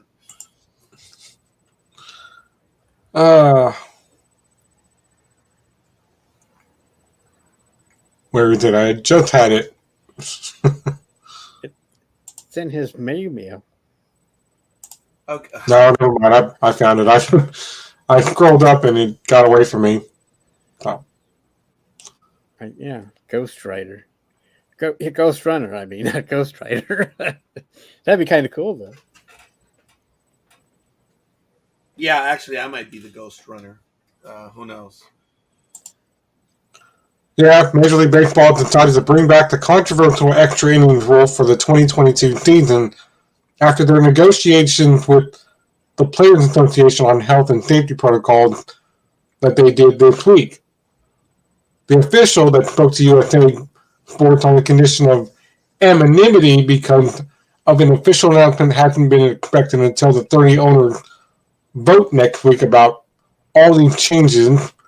The owners will also vote to improve the expanding roster by 2 players to 28 because of the shortened spring season.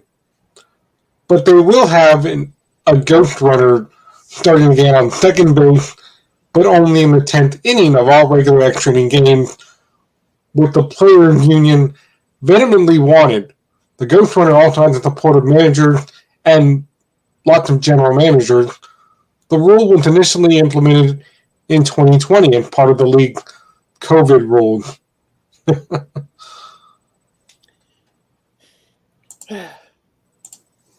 So, what do you think? Thoughts about that?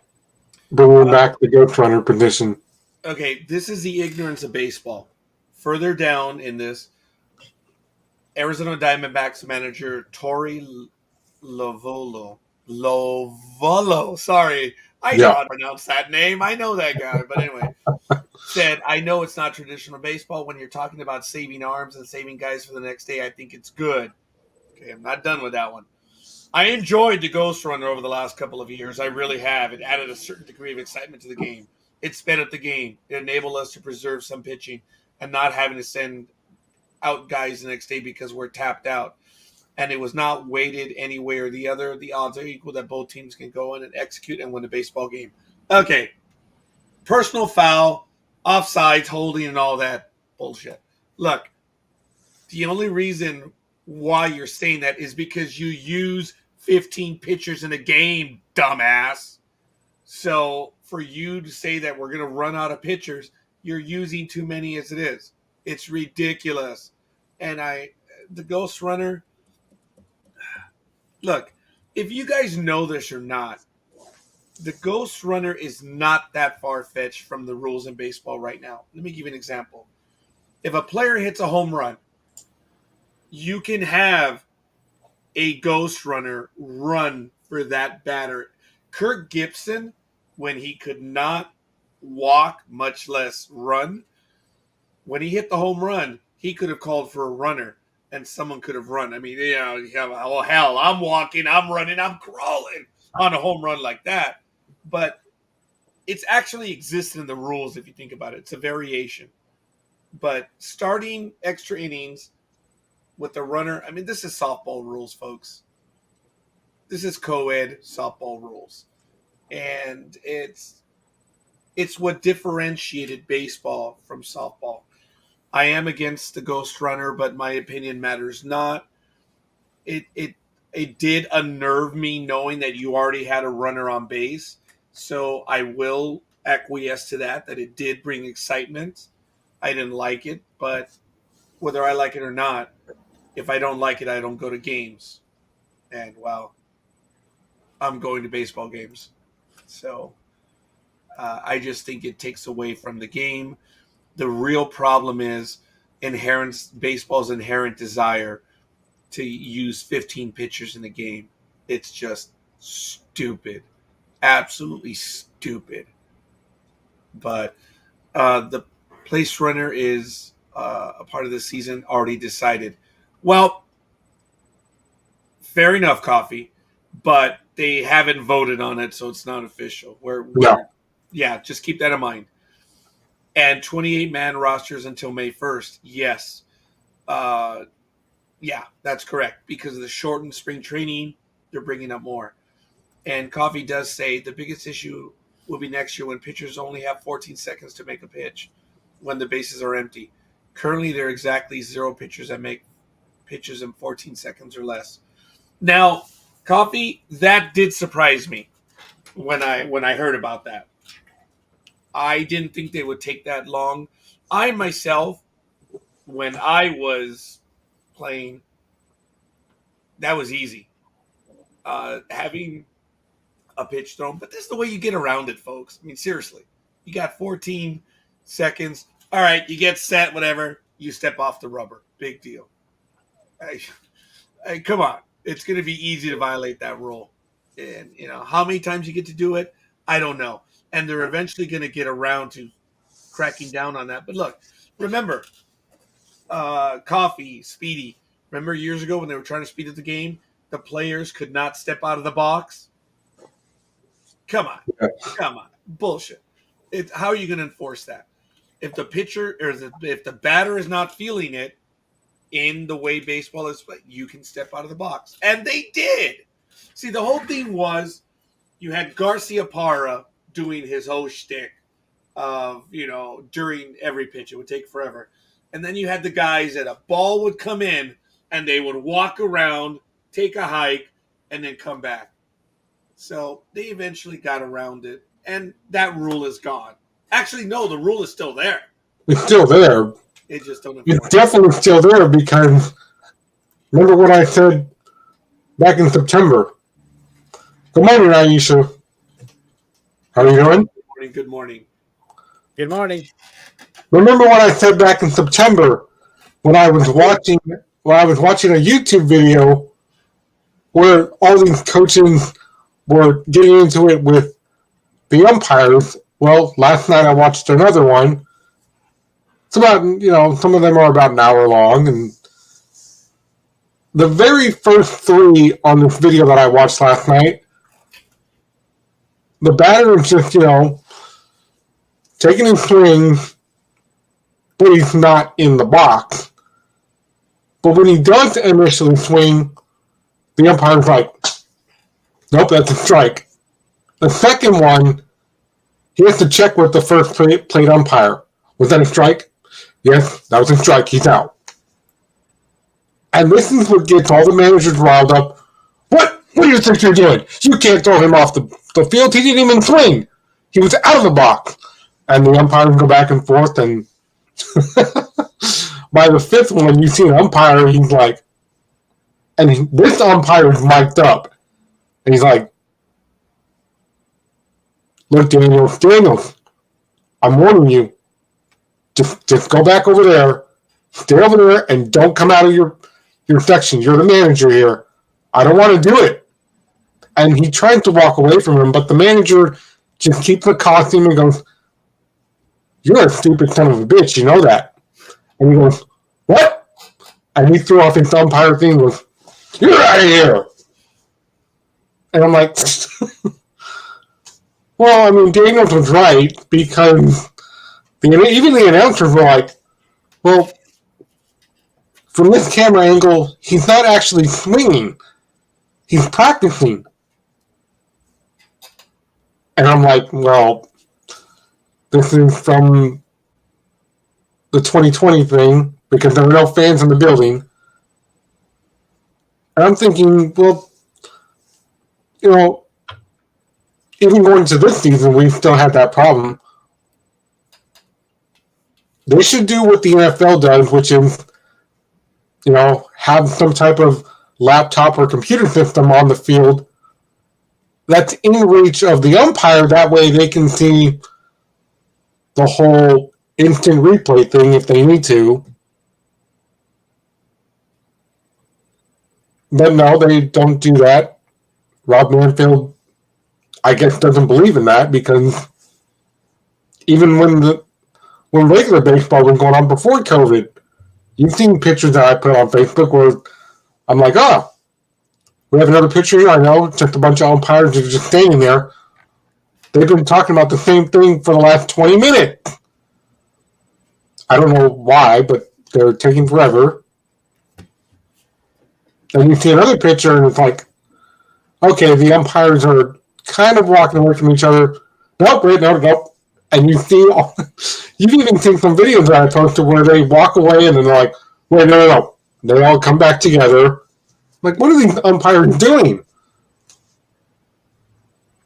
That's probably one of the reasons why that San Francisco game that I went to, when they promised fireworks night, and yes, they still did fireworks night after the game at 1:30 in the morning. Oh, wow. Yeah. And, of course, neighbors next door were heated and pissed off. Of course they were. Look, folks, there are rules already in place on the pace of play.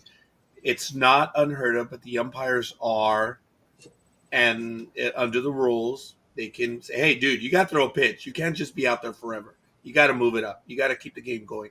Those are the rules of Major League Baseball. It's not a strange thing. I love the apron stringers that cry and say it's not a rule. Hey, look, dumbasses, I have a copy of the rule book in my desk right here. Look it up. You should see it. It's really creative. It's really awesome. And right now that I'm reaching for it, I can't find it. But it's available in Major League Baseball. Oh, yeah, that too. Major League Baseball has that. Now, Coffee did comment about the Ohtani rule, where you're now allowed to pitch and DH at the same time. I can see that as a natural progression of the fact that they don't want pitchers to bat anymore. That one, believe it or not, look, they've already gotten rid of the 2-for-1. That is, there's two types of fans. Well, actually, there's three types of fans. The fan that goes just because they want to be seen. Those are famous LA and New York fans. Atlanta's quickly becoming that way too. But anyway, they just go in the third inning and they leave in the fifth just because it's part of what they want to do and be seen at the game. And then you have the fan that just wants to see the home run. That's it. They want to see the big bang. That's all. And then you have the other fan, which a lot of people would call the purist. No. It's that we want to see the game played on how we grew up. The chess match, the strategy, all that. that game really isn't there anymore. It's changed. Like it or not, it is what it is. And it's because they say that baseball is dying for younger fans. It's dying, folks, because of the 8 p.m. starts on the East Coast. That's number one. It's dying because of the length of the games. And it's dying because you have way too many pitchers on a roster. That's it. That's it. You have way too many pitchers. They're overwhelming the hitters. So the hitters are becoming hit and miss. It's all about me hitting home runs. The more home runs I hit, the more money I'm going to earn. And when you're facing fireballer after fireballer, it gets tough. And there's no ramifications of a strikeout. Those days are gone. You don't pay for, the whole idea of, well, he's not going to strike me out. Now it's who gives a damn if he strikes me out. Strike out 200 times. I hit 40 home runs. Hey, I'm a great player. You have Adam Dunn, which was the most worthless hitter in the history of baseball. When you look at the men that he left on base, most worthless. But that's a scorekeeper opinion. So, it's sad, folks. But those are the issues with baseball right now. Too many pitchers on a roster. And you could actually keep it to that. Too many pitchers. So, anyway. Home runs are boring. I want guys who can actually hit and speedy guys who leg out 15 to 20 triples a year. Remember, guys, Sandberg with the Cubs? This is going way back. Where he had 20 triples, 20 doubles, and 20 home runs. Wow. I don't think that's ever going to happen again. So, yeah, a lot of issues with baseball right now, but we're going to get to those in a moment. Ladies and gentlemen, we have quite a bit more to get to. I want to get to some articles.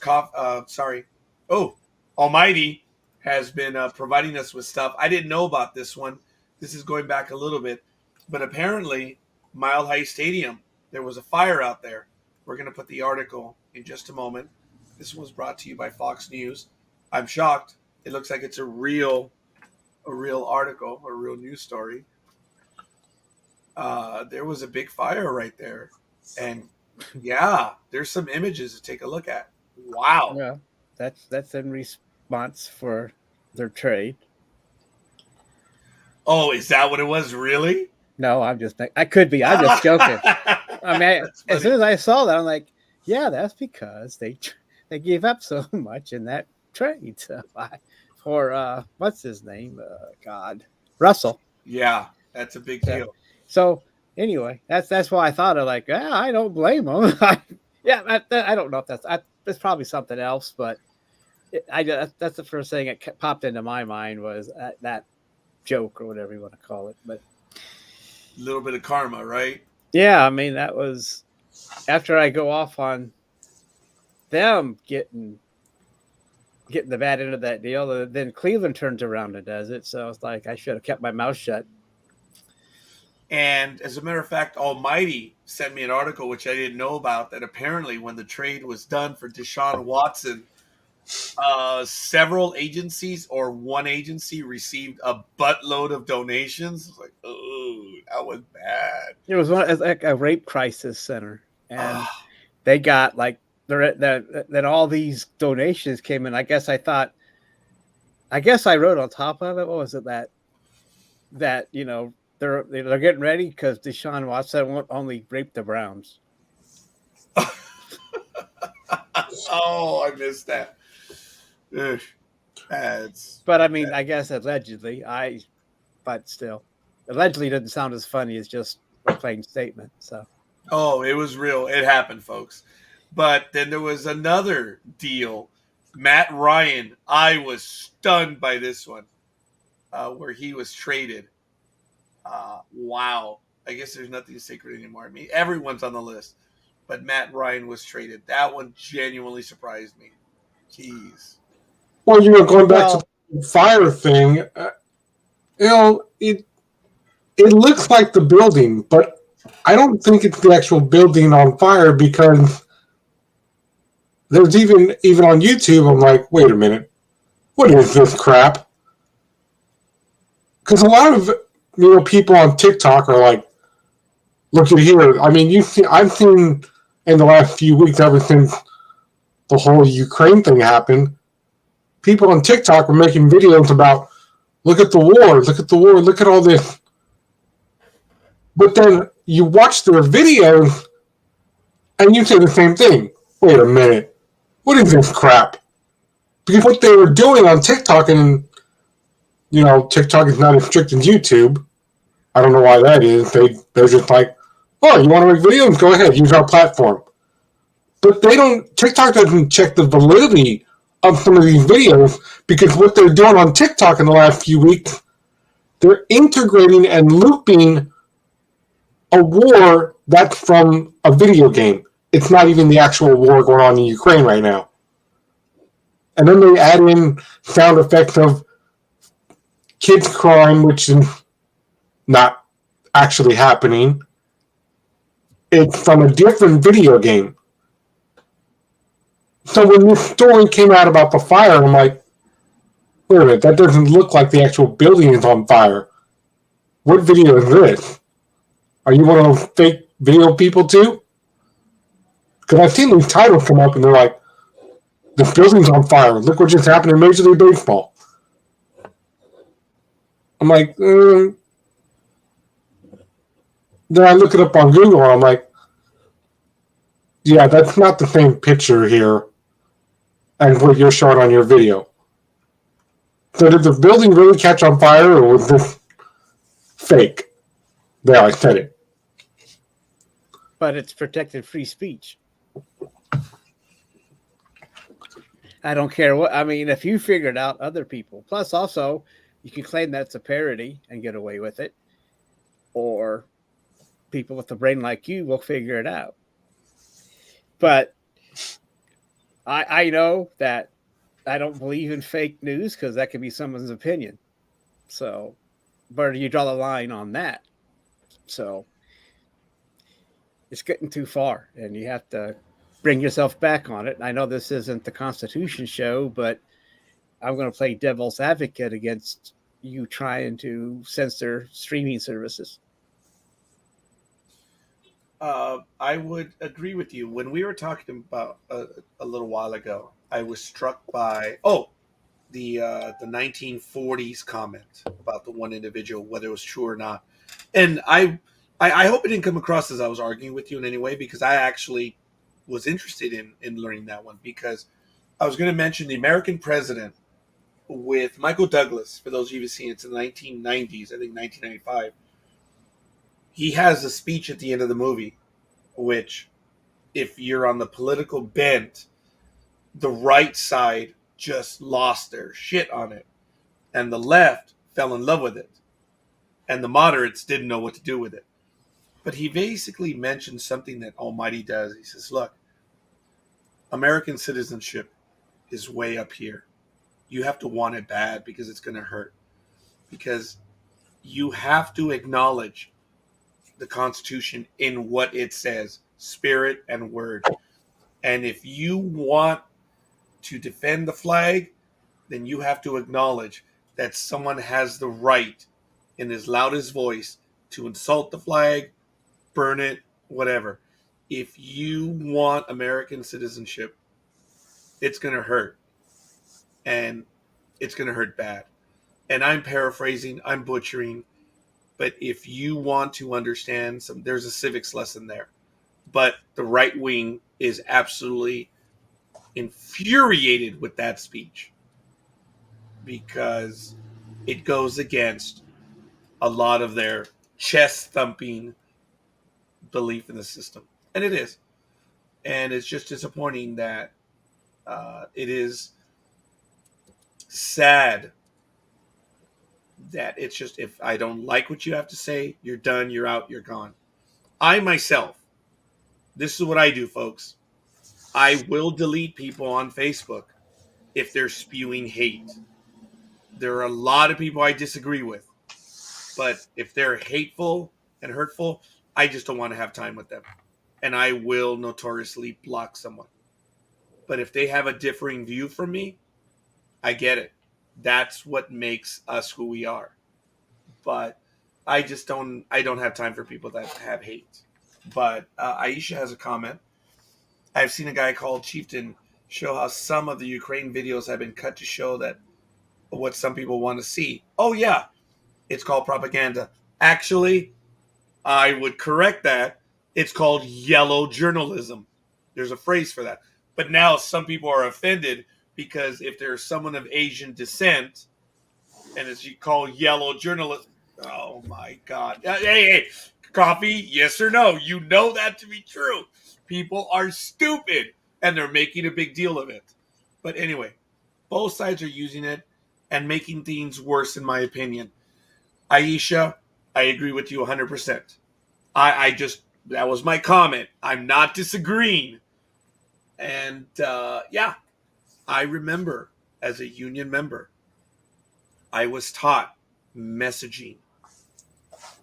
And I'm not going to give away the buzzwords right now, but I get it. I get it. And one of the things is it was unsaid, but it has clear. You have to dumb it down. Not only do you have to dumb it down, you have to make it easy, which I think I just stuttered, right? Dumb it down, easy, well, same thing. Well, that's for me. No, it's not. You're a hell of a lot smarter than you. Bullshit. Like, wow. but since we're talking about coffee, I don't think there needs to be an R-rated James Bond, and I do agree with more Deadpool. Oh yeah, I agree. I just saw the comment and I thought, well, yeah, okay, that sounds. I just gone through them real quick, and I don't know if you've put it up there or not, but that was. But I could. But they do R1. I don't care, but I just don't think it's necessary just to do an R-rated James Bond. It'd be kind of cool. But I guess you could actually show the sex he's having, right? We can see more boobs and maybe his butt as well. So maybe I'm wrong. Well, now that Scorekeeper just said that, Scorekeeper, what you just said, actually brings to mind another thing that I thought of. You know what else it's called? Aisha, this is for you too. It's also called clickbait. Yeah, that's a problem that we have. Yes, it's very misleading. I mean, I could make a video and title it "Scorekeeper has visited Matt Alvin's house." But what am I going to show in my video? There's no Scorekeeper here. He's not actually here with me. All you're going to see is the random inside of my apartment like you are, which is behind me. That's all you're going to see in my windows, and I'm going to show my parking lot here at my apartment, and then you're going to go, wait, your title says Scorekeeper is visiting you. Well, where is he? See, I clickbaited you into clicking on my video. Okay, Speedy, if you actually get someone to click on that. But I get it. That was actually, yes, I get that, Speedy. And that was actually really good. And yeah, if I'm suckered in on clickbait, I will comment right away. Clickbait. It's, yeah. And as a matter of fact, I think you guys saw my Facebook page last week about that CNN article on how, it was such BS the way it was written. And even Rosalind commented, she goes, yeah, copywriting is a lost art. They just, it's absolutely horrible. But Aisha says, oh, clickbait. Have I seen that being used? Yes, it is. And I try to be smarter, but I'm just as stupid as everyone else when it comes to clickbait. I get suckered in. But the stuff that's going on in Ukraine right now, folks, I think it's just, I don't want to see it. I suppose I've reached a point where it sucks. It sucks what's going on. And I see it from the view of there are young people dying needlessly on both sides. For what? For what, damn it? For the enrichment of a few people. That's what it comes down to.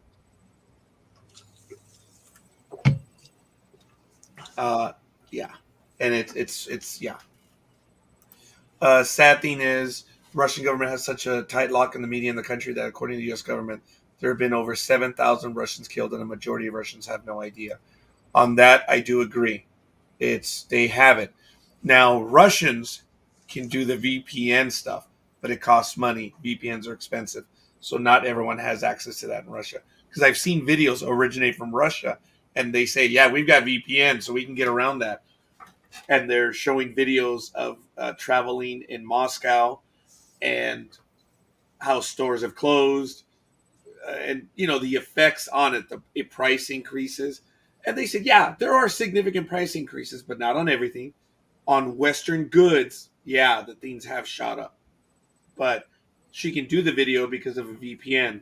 So that might be the ultimate strengthening of democracy, having VPNs. But anyway, I'm not as smart as some people, and I'm definitely not as smart as Almighty, and I'm definitely not as smart as Speedy. So we're going to get back to some other issues, folks. We have quite a bit more to talk about.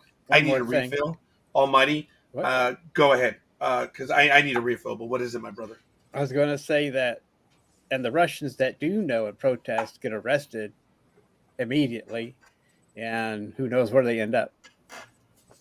I heard some of them end up on the front, but I don't know if that's true or not.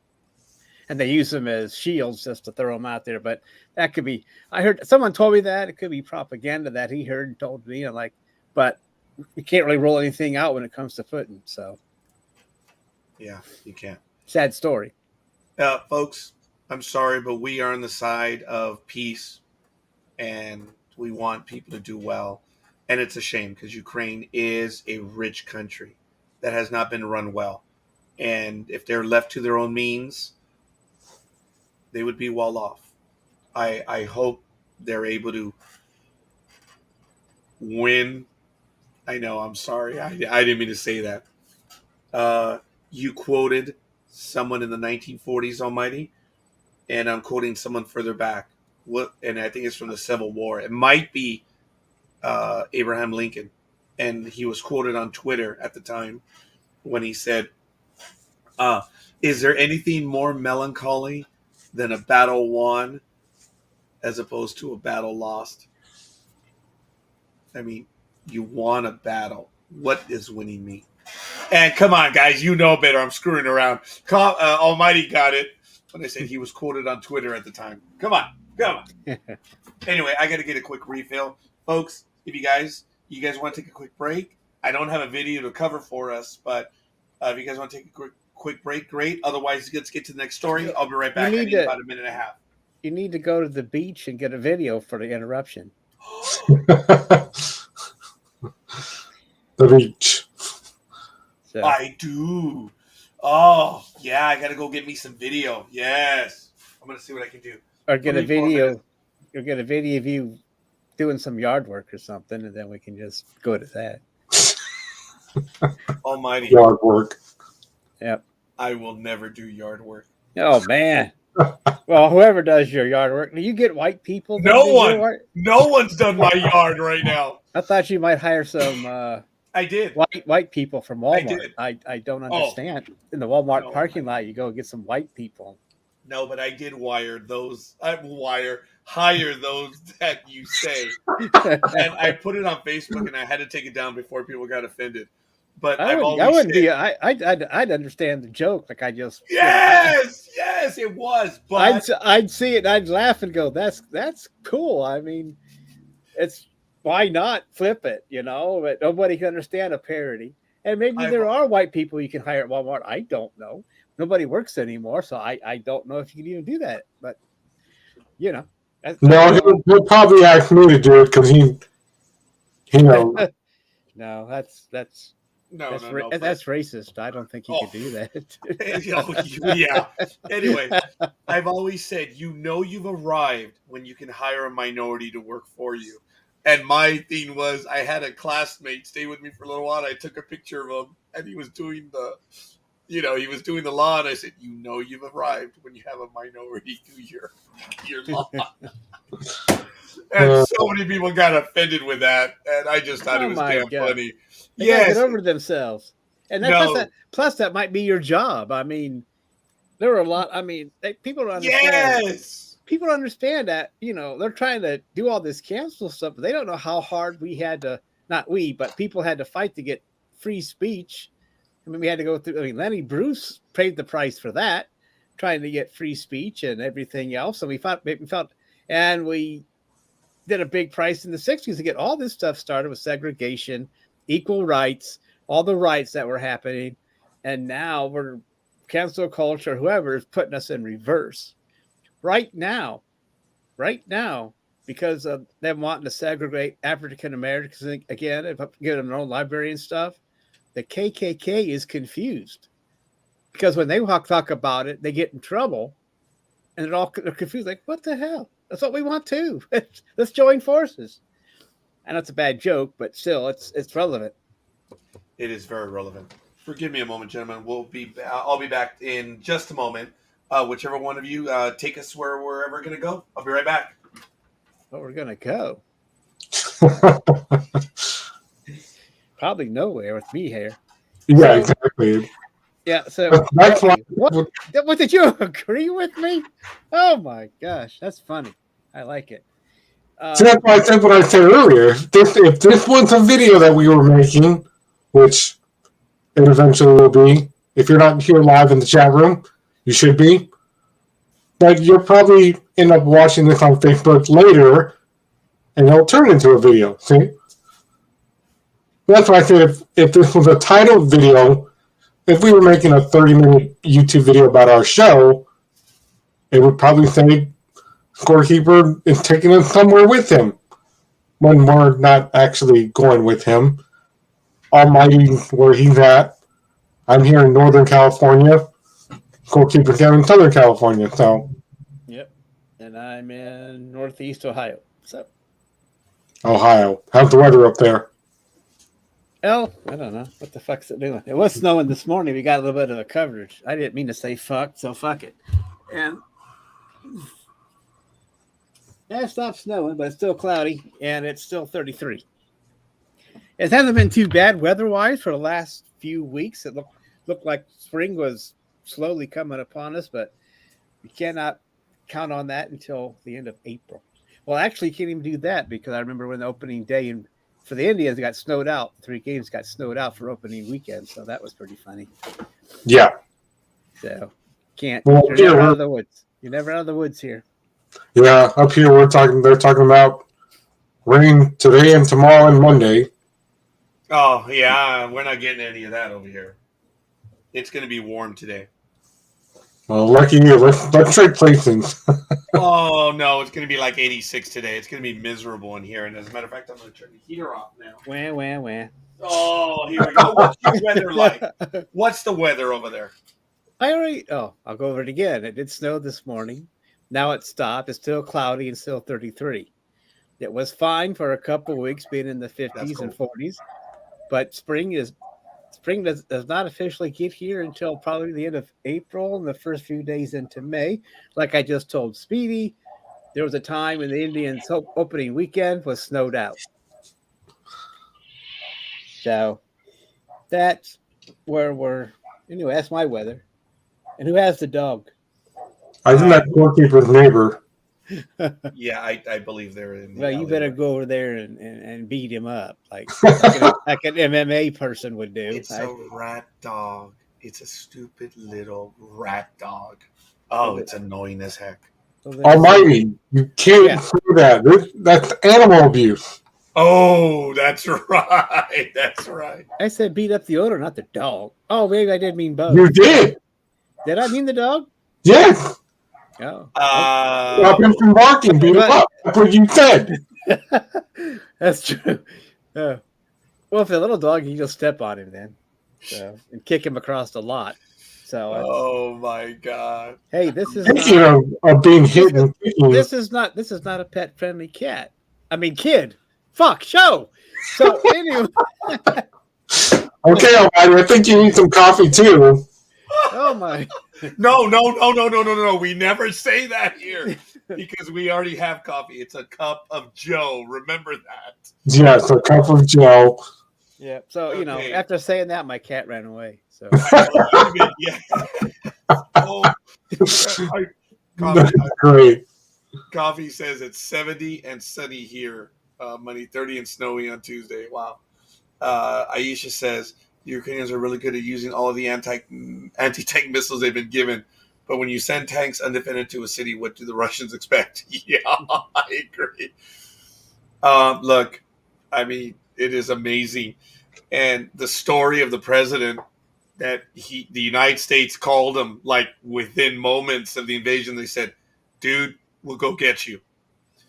And he just told them no. Did you guys hear that the ship that attacked that island that apparently, destroyed the outpost, which I understand the guys actually did survive there, but they told the Russian ship to go F themselves?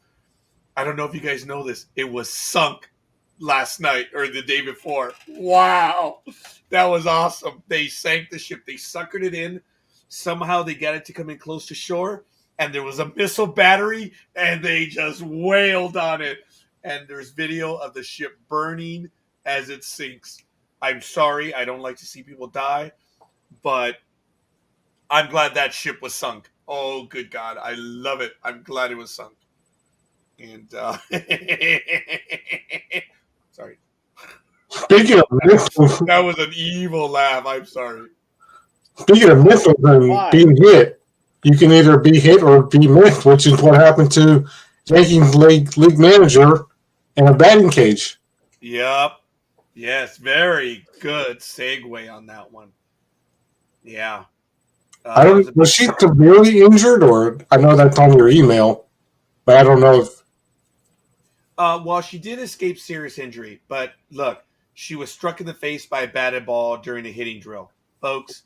It doesn't matter if it's a line drive, doesn't matter what it is. When you get hit and you cannot get out of it, it hurts and it can do a lot of damage. But yes, thank you for this, Speedy. Tampa, Florida. Yankees Class A Tampa manager Rachel Belkovic felt lucky to escape serious injury. She was struck in the face by a batted ball during a hitting drill. All things considered, she says, I feel very fortunate. She spoke through a club spokesperson. Belkovic was conducting an indoor batting cage drill Tuesday on the minor league side when the accident occurred. She did not suffer a concussion, according to a Yankee spokesperson, but there was quite a bit of swelling, which needs to further subside before a full evaluation can be made. As you know, Belkovic is 34, will not be present for Class A Tampa's scheduled Thursday exhibition opener in her historic first season as a Yankees minor league manager. Damn. Conspiracy! Bastards! They took her out just so she wouldn't be there for opening day. But that's just me being stupid. The doctors have asked me to be smart about limiting her activities over the next several days, and I plan on following their guidance, she says. She was prescribed 5 to 7 days of rest. Gee, that sucks, man. It's opening day, and oh, by the way, you got to take a week to recover. That's a bummer. But I hope she does well. She's carved out her own path, says Yankees manager Aaron Boone, speaking Wednesday before the club announced Belkovic's injury. I'm sure she's more than ready for this. Of course she is. That's a bummer. Opening day. It doesn't matter if it's in minor leagues. It doesn't matter if it's in the semi-pro. Opening day is opening day. It's exciting. Everyone is equal.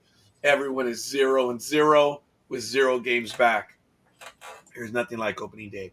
And yours truly may be available on Facebook, but I'm already making plans. I will be watching opening day right here on April 7th. I was going to be off on Speedy's birthday, but I moved it to April 7th because that is opening day. And it looks like the first game that's going to be on, God bless you, will be the Boston Red Sox and the New York Yankees. And I will have my jersey on that day. So there it is. I'm looking forward to it. Okay. Well, to end all the baseball segment, I'm going to go through this very quickly. We know that Nick Castillo is going to the Phillies for 5 years for $100 million. Wow.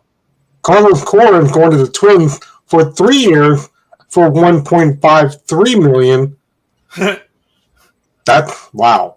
Wait a minute. Yeah. No, that's right. Go ahead. Yes. Yeah. Kingsley Jensen has signed with the Braves. Indians run with the Dodgers.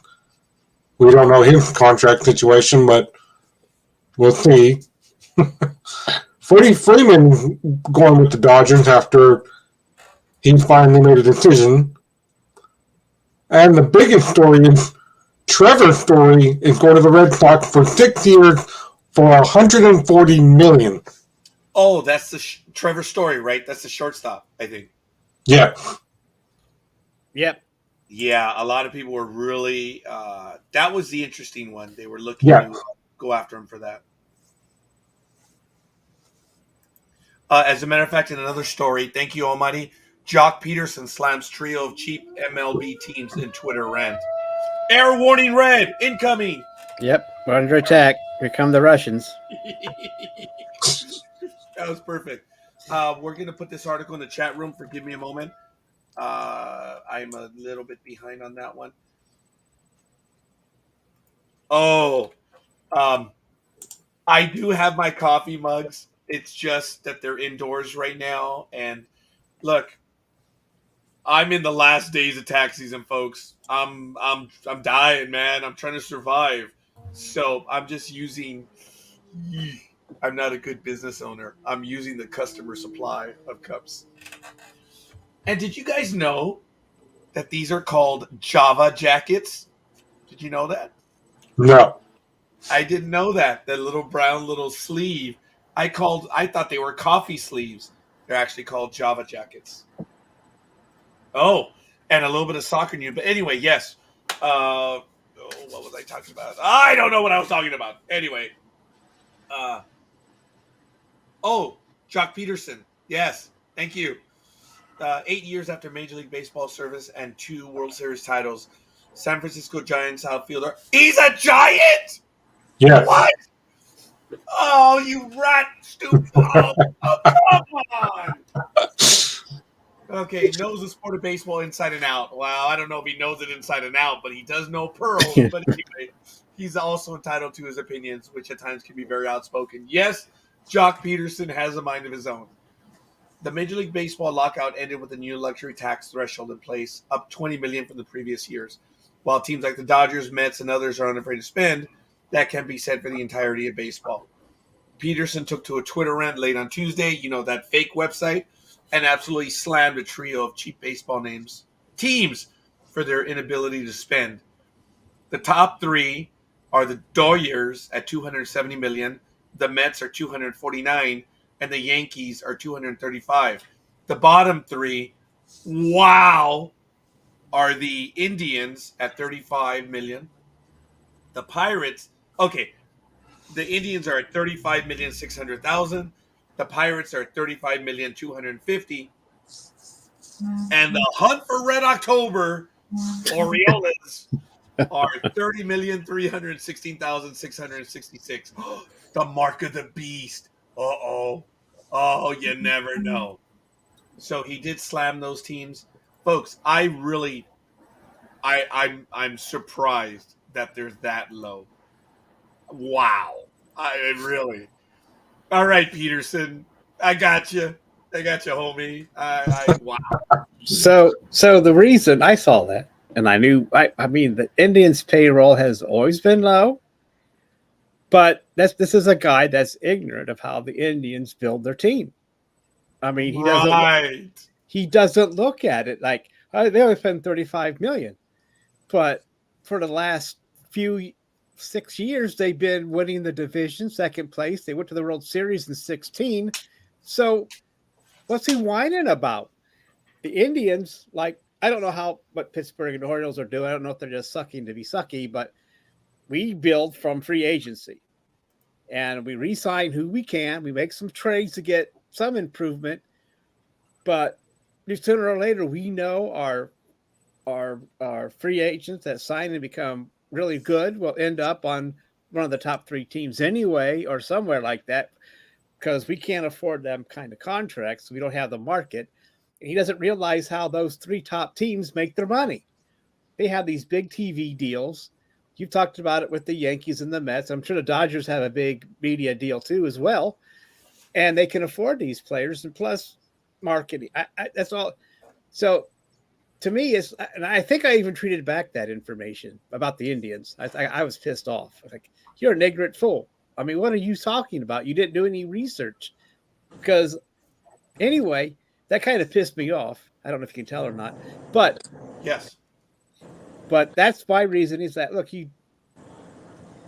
I mean, even in the 90s, they didn't have a huge payroll. I mean, my God, look at what they did in the 90s and into the early 2000s. But that's why the Yankees ended up with Sabathia. So, yeah. Anyway, I know how they build a team, and they win, so I'm not too worried about it.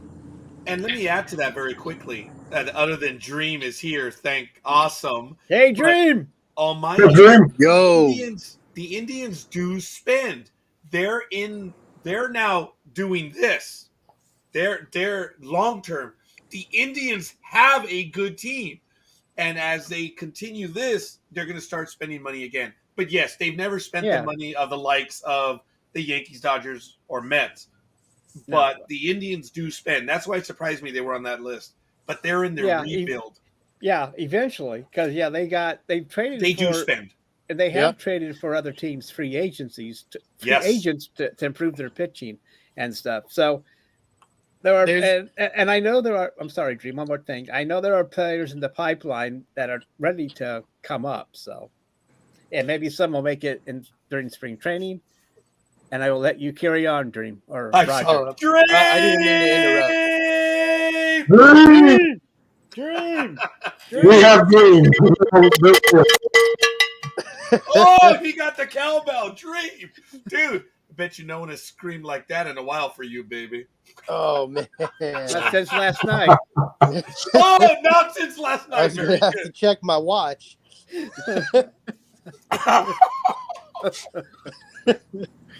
Dream, oh, man. It's good to be back, guys. Good to hear your voices. Good to see y'all. How's everybody doing?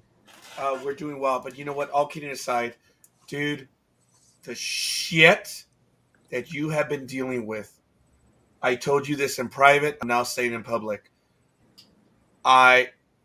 Dude, I'm so effing proud of you. You show up every day and you punch that proverbial clock and you just do what's required. And I'm so happy you're back, buddy. And I'm sorry for the loss that you've had to endure recently. Dude, how's Danielle? And I know I'm making it public. I'm sorry. No. It's okay. She's good. Everything okay? Still got more doctor's appointments and stuff like that to go. So, we're just taking it day by day and trying to, we try to not think about it, just carry on with life and enjoy life as we can. And what the fuck am I doing? I'm bringing it back to the floor. Right. It's all right. No, it's all right. You're concerned, and I appreciate it. It's good to know that we got people thinking about us. And on the Indians note, though, I did want to say this one stock quote that I love is "Scared money don't make money," and it's true in all aspects of life. If you're going to take a risk in an investment, whether it's a stock or opening up a business or spending money on a player or something like that, that's a big risk. But, the rewards could be huge. Sometimes you got to be risky. And sometimes you got to take that gamble on something that, if you do your research, you calculate your odds. What is this going to do for the team? What is this going to do for my portfolio? Whatever. But hi, Aisha. Good to see you again. It's one of those things where you have to take your calculated risk and move with it. Because if you just, keep doing nothing, you're going to end up like the Padres, or you're going to end up like or not the Padres. Who am I thinking of? The teams that don't spend crap. You mean Pittsburgh, Baltimore, and Miami. How the hell did the Indians get on that list and not Miami? See, I'm glad that I didn't break the story and Scorekeeper did when he sent the email. No, that was Almighty. Yeah, that was I said I gave Almighty credit for it. I said, and once again, thank you, Almighty. I know, but I knew that was coming because I knew that Scorekeeper was going to flip out about the part of him being a giant, and he did. Scorekeeper lost it. I did Right. lose. Dreem just missed it by like 2 minutes. He's like, what? He's a giant? How is he a giant? Well, that's my team. Dan, I want to comment. You know, I want to make a comment on Dan's post real quick. You know what? They took a risk. And sometimes those risks don't pay off. But if they don't do that, if they don't take those risks, if they don't take those gambles and they pay nothing for nobody, and they just keep going off the bottom of the barrel to stay cheap, you know, you're not going to ever really progress. You're not going to move forward. And you have to take those gambles. You know, sometimes it's for a name that's already been around. They might not be in their peak performance, but they're going to draw in tickets. Like David Justice back in the day. You know, he came in, he was a name, and, you know, like in a Moneyball. Yeah. Like they kind of explained it out in Moneyball. Like he's not in his prime at all, you know, but it's a name that's going to bring in tickets. And if you're going to do stuff like that, then you're not going to compete. You know, you have to find a way to compete. And right now, the Pirates and the Orioles and Miami are just not doing it. The Indians, and I appreciate what Almighty said about being angry, and I would agree. Well, not he took offense at the ignorance of the Peterson quote, and I think that's fair. And I agree with I'm sorry, with the Almighty, because right now the Indians, they spend, but they've done the rebuild. They've got a lot of players coming, and they're on their way up. The Indians will spend. They just don't spend ungodly, stupid numbers like the Dodgers and Yankees, and really, really stupid numbers like the Mets. Sorry, Tanya, but your team is what it is. Yeah. Spending money, you have to buy your wins, essentially. You have to spend the money on the guys that are going to make you win. And you have to do it smart.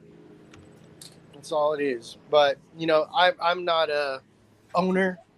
I'm not a coach. I'm not a manager. Well, wait a minute. You mean in baseball or sports terms in general? Because you are an owner, you are a manager, and you are a coach. What the hell?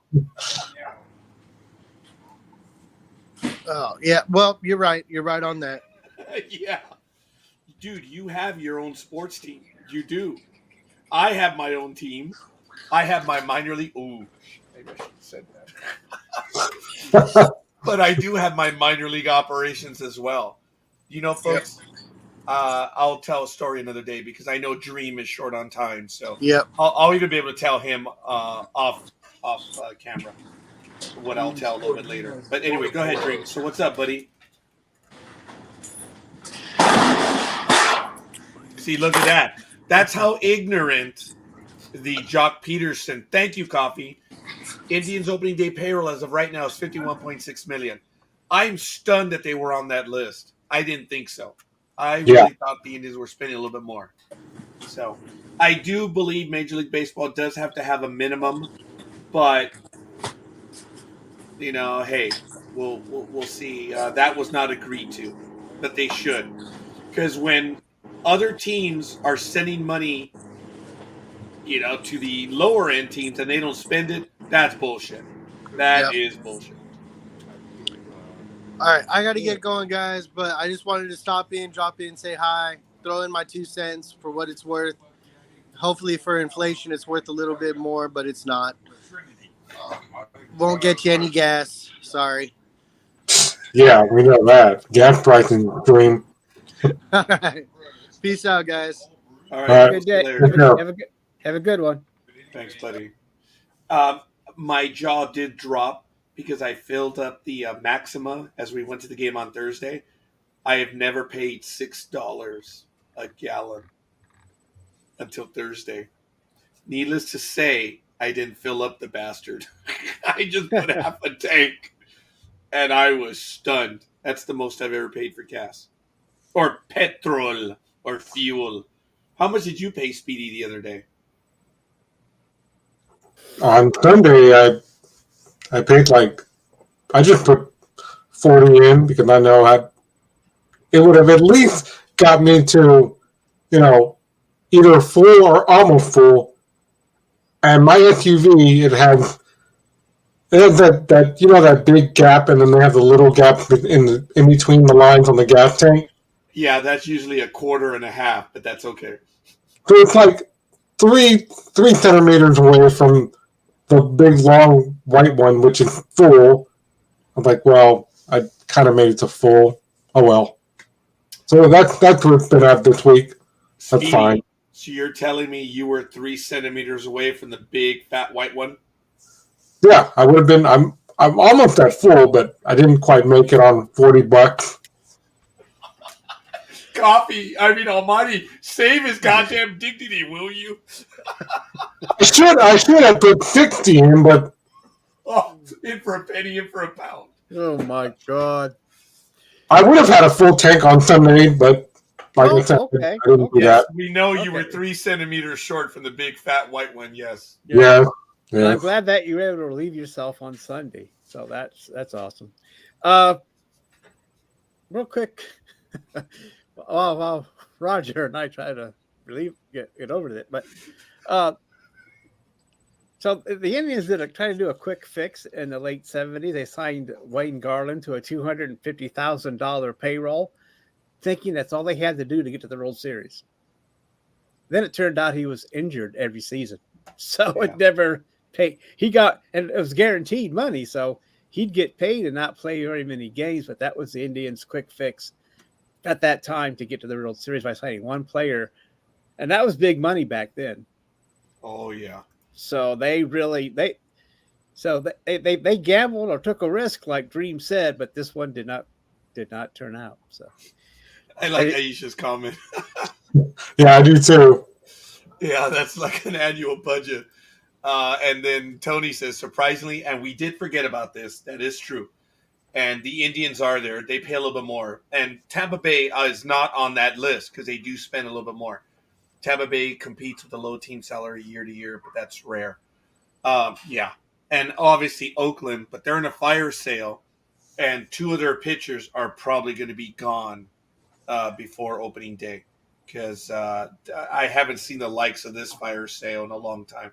But the thing that the Oakland A's this year, it's a genuine fire sale. Before, they would get gutted through free agency. They would lose the players to free agency. This year, the Athletics are shipping everyone out. That sucks. I like the Athletics when they're competitive because it's usually raw talent with them.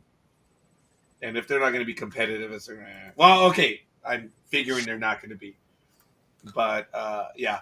Coffee says, and going back a few years, Indians payroll in 2015 was $88 million. In 60 was $96 million. Yes, they spend money. So, Peterson, I don't know where you got. I think you were thinking of Miami, but whatever. And 16 is when they went to the World Series and lost to the Cubs. Yeah, and then the next year was 124. 18 was 135. 19 was 119, and they cut it all the way down to $36 million in 2020. Thank you, Coffee, for that. And folks, I also good research there, Coff. Yeah, for a man who dislikes baseball passionately. I love it. I love it. And he denies it. But there was some comments earlier, and I didn't get to them. Aisha did talk earlier, I believe, about you know what? I didn't get to all of Aisha's comments, and I apologize. Some of them were related to Ukraine. I'll get to them in a bit. But Coffee did have, yesterday was a World Cup qualifier between Senegal and Egypt. Dude from Senegal went up, head of ball, smacked his nose on the head of an Egyptian, broke his nose, and was bleeding massively. Folks, we do appreciate. Coffee is an honor. Well, he is a correspondent here on Sports Talk with the Guys. He always provides us updates. Aisha does as well. And whenever you have a score update and stuff, let us know so we can have it. And if you have any news that you want us to talk about or comment on, put in the chat room. We do appreciate you bringing us information. We don't cover it all. We don't, because we collect information throughout the week and we try to discuss it here based on the flow of the program. But going back to what Dreem had just said about the Indians, I mean, that's terrible. The Indians are just like my apartment complex here. They become so cheap, which is why I can never actually see, because they always do annual inspections every year, and they wonder why. Oh, your bathroom floor and your kitchen floor are massively dirty. Well, you change the tile downstairs in the actual apartment lobby, but they won't change the actual apartment floors themselves. That's why they're hard to clean. Speedy, do you know that they do annual inspections in my place every 3 months? Did you know that? No, I did not. Oh, okay. So you're actually okay because they do annual inspections only once a year with you, which is really cool. That's better than 3 months. Cause Okay, you realize I'm being a dick because you said they do an annual inspection every year. I'm like, well, no shit. That sounds about right, Raj. I'm sorry, Speedy. I'm acting like the big dog now. I'm so sorry. yeah, you're becoming the big dog twin right now, and he's not even here. Well, Roger has to step in and take his place. Yeah, that's true. Pick up the slack since Big Dog's not here, unfortunately. Yeah. Because I think he would have jumped in on that one, too. I think he would have. Oh, yeah, he would have. He would have. Yeah. And I'm just being a jerk because I've done it. Remember, my famous line was about the career year. Remember that? Where I said, is he having another career? Like, oh, no, wait.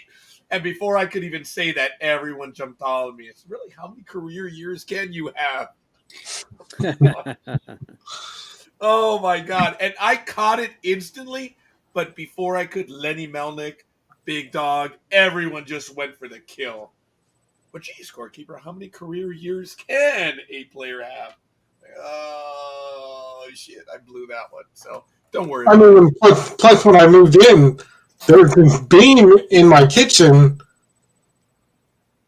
but it's for a bookshelf, which doesn't need to be there. The bookshelf didn't need to be there either because it doesn't. I mean, it's good that they have it, but they should have. I wish they would have put it in the wall. Okay, wait a minute. The dog picture is. There's a beam in your kitchen or a pipe. What was it? It's just. I'll take a picture and I'll send it to you on Facebook. Oh no! You've got to bring it to the program now. It's a topic of discussion. Go get it. Yeah, let me go. You guys can coffee. Stop it, coffee. Now it's a personal attack. Mayama's opening day payroll is $76.4 million. Stop it.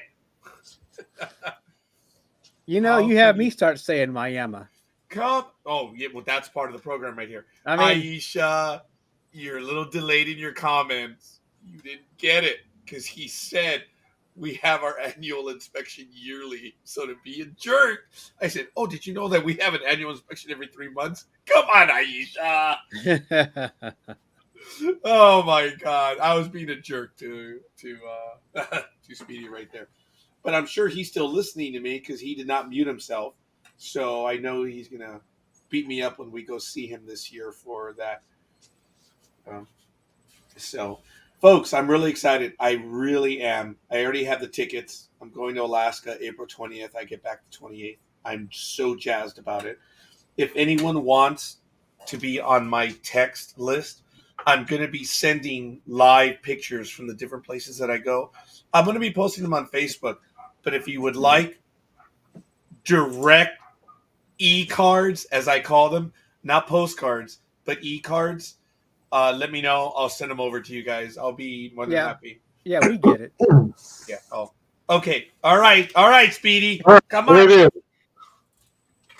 You see this right here? Look at this. This does not need to be there. I'm sorry. When you said pole, I really envisioned one going, north to south. See, and then And the brown and a thing, naked girl dancing on it. the brown thing is the bookshelf that they have. They? What do you mean they? The You apartment have. complex. Right here. Oh, hold on. There, that's better. So I put this bookshelf in here. I'm like, that doesn't give us much walking room. I know. I apologize, Speedy. It looks like your apartment complex is from the 50s, 60s, and 70s when only educated elite would want a bookshelf. Exactly. That's why I said they should have put it in the wall behind me where my dog picture is. That would have made more sense. You have a dog picture? Yeah. Right here. You know? There it is, right there. It's in my living room. Oh, we do have breaking news right there, folks. Chiefs reportedly ink former Bucks running back Ronald Johnson to a 1-year deal. All right, well, that's what we've come to. We're showing we're showing off our phones, folks. Aisha says, "Yeah, no, I know, I'm just being stupid." Anywho, I have to leave as I have an appointment, so stay safe and keep safe, and I hope to see you guys next week. Aisha, it's always a thrill. Thank you, young lady. See, Aisha, she did send me your contact info, so I will be texting her live from Alaska, and I am looking forward to it. Aisha, thanks for stopping in. Hopefully your appointment is going well. Take care of Mama, and I hope it's all good. So thanks for stopping in. Thank you, Yes, for your time. Coffee, it is inexcusable that the Orioles, they've been sucking forever. They are now the suckiest team to suck over the suckiest period of time. I don't know. I'm sorry. Yep. Didn't have very much there. Yeah. You're But right. I don't know what's wrong with them either. I mean, they're always. Pete Angelos is still the owner, right? I don't know much about them. I just Yeah, know who that- cares? I just know they play in Camden Yards. I don't know and they have a dumb bird, and I don't know much. All I know is that they're like the old Indians, that they're out of the race by July or June. So that's all I know. I think the Orioles are out of it before the season even begins, man. Because Okay, I can't argue with that. folks, I've always had the Roger corollary. For those of you that took geography, you can take this one as you so see fit. It's not actually. Oh no, I was wrong. It's the Roger theorem, and the Roger theorem is this: that, and it's real. It exists, and it's true. If you do very well in spring training, you suck in the regular season. It's just because it always happens. If you do badly in spring training, you generally do well in the regular season because you have veterans and stuff that are getting back into it. You don't have any real competition. Fair warning, red. Yep. So, no, I think that's cool. It's funny, man. It's cool. And what you see that often, and I've always bragged about that. When the Yankees suck in the preseason or in spring training, they're going to do well. And then everyone says, "Hey, Raj, look, your Yankees are doing well right now." It's, oh, no. That's the Yankee corollary. The Yankee corollary is if we do well, we're still going to be good. And usually they are. So that's the corollary. The Yankee corollary is they do well in spring training and they also do well during the regular season.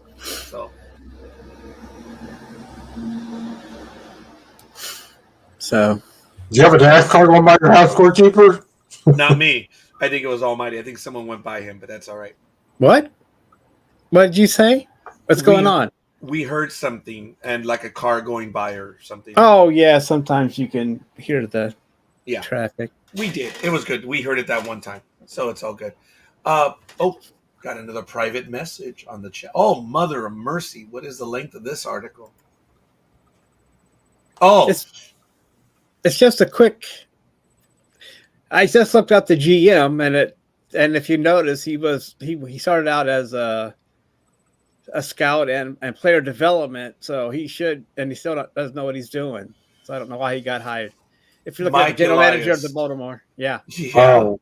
And he's 39. I think he joined the team in 18. I think I'm not sure. Wow. I mean, like the office, but not the team, but the. So you asked, yeah. And I don't know if the owners are the ones that are probably one keeping him from spending money, or maybe it's his plan. Of I course. don't know. Yeah. Maybe he's being, challenged like he was, like the guy. Gosh, he was the guy that Moneyball guy in Oakland. So, Billy Bean. yeah, Billy Bean. Yeah. But Billy Bean found a way around it. He stole that guy from Cleveland and then went on to win 22 games in a row. Yeah, and folks, for those of you that don't know, we've talked about this. They changed the name. The character in the movie Moneyball is fictitious, but it's like a foregone conclusion. It's Paul D. Podesta. If you look at who was there at the time, the character is Paul D. Podesta. But the way the character is portrayed in the movie, it's an amalgamation of several people. Gordon! Mm-hmm. Sorry, Tony. I hope I didn't wake you. I know you know what it means, Tony, but you're probably like, dude, what the hell? It's way too early for that. So we'll see. Any comments? Do you know I was told by some of the people who watch our program, they're like, dude, where the hell do you make up those words? I'm sorry, I read. And it happens. The funniest one was, I don't think Speedy was here in Almighty. I was talking about the issues with baseball at the time and how there's so many relievers and stuff. And it was probably 6 a.m. when I said, dude, baseball needs a paradigm shift. And everyone flipped out. Cuervo, Couch Potato, of course, Big Dog, and they all, I'm exaggerating when I say they yelled at me, but they're like, dude, we're here for sports, not English class. But paradigm shift is common. I don't get it. But I guess that's me because I'm uneducated. But oh, hey, stop it. All right. But I'm just saying that I've heard. We got it from Tony. Thanks, buddy. We got the like from Tony. Awesome. Yeah, actually, we also did get the like from Aisha and from Roz. So actually, I think Tony gave us the first like today, and I do apologize. And Aisha gave it to us a little bit later. And Rosalind, good morning, Roz. And over on my personal, and there she is. You just missed out on Dreem about 10 minutes ago. Dreem was on with us. And I did send a message to the Big Dog. He has not responded. So I'm a little... So you didn't know he wasn't going to be here? Oh. I'm just saying you didn't know he wasn't going to be here. Come on, spill it. What? You obviously know something. No, I don't. I just think of you guys being tight. Damn, it wilted. Okay, here we go. That's what she said. I just think of you guys as being tight, and if he wasn't going to make it, he would message you and say, "Look, I'm going to be late" or something. That's why. That's the only reason I asked, because he messages me when he's late. He'll say, "Oh, sorry, woke up running late." It's typical. Here's Roz, and there she's gonna be, married couple. I mean, I got messages too, and I couldn't get to the show on last Thursday. The Comics 101. I was late on that. Oh, actually, he logged off, and I told him, "Look, I got everything working now. Let's go back and do it." So I haven't had a chance to see that episode. I really haven't. And I think it went pretty well for dude, you guys, I forgive me. I've wanted to set you guys up for the longest time. Yeah, and we're getting engaged next week. So thanks for bringing us together. Okay. Well. Okay. Yeah. Okay. Anyway. Oh, Stinko. Speedy. The reason why I say that is, all kidding aside, is because Almighty has done comics for the longest time, and his show was really fun when he was doing it. And then Big Dog always did Comics 101, but he didn't really have anyone to play with on our program. They had a lot of fans. I know, I'm being stupid now. And I would be in on it, and I'm a comic book fan, folks. And Big Dog has learned, oh, you little bastard, you know a lot more than you let on. Like, yeah, I do. Every now and then it slips, but I am nowhere near these two guys. Almighty and Big Dog. They really know their stuff, and I've been wanting to see it. Let's see. See, I wasn't going to say that, Scorekeeper. Hashtag old married couple.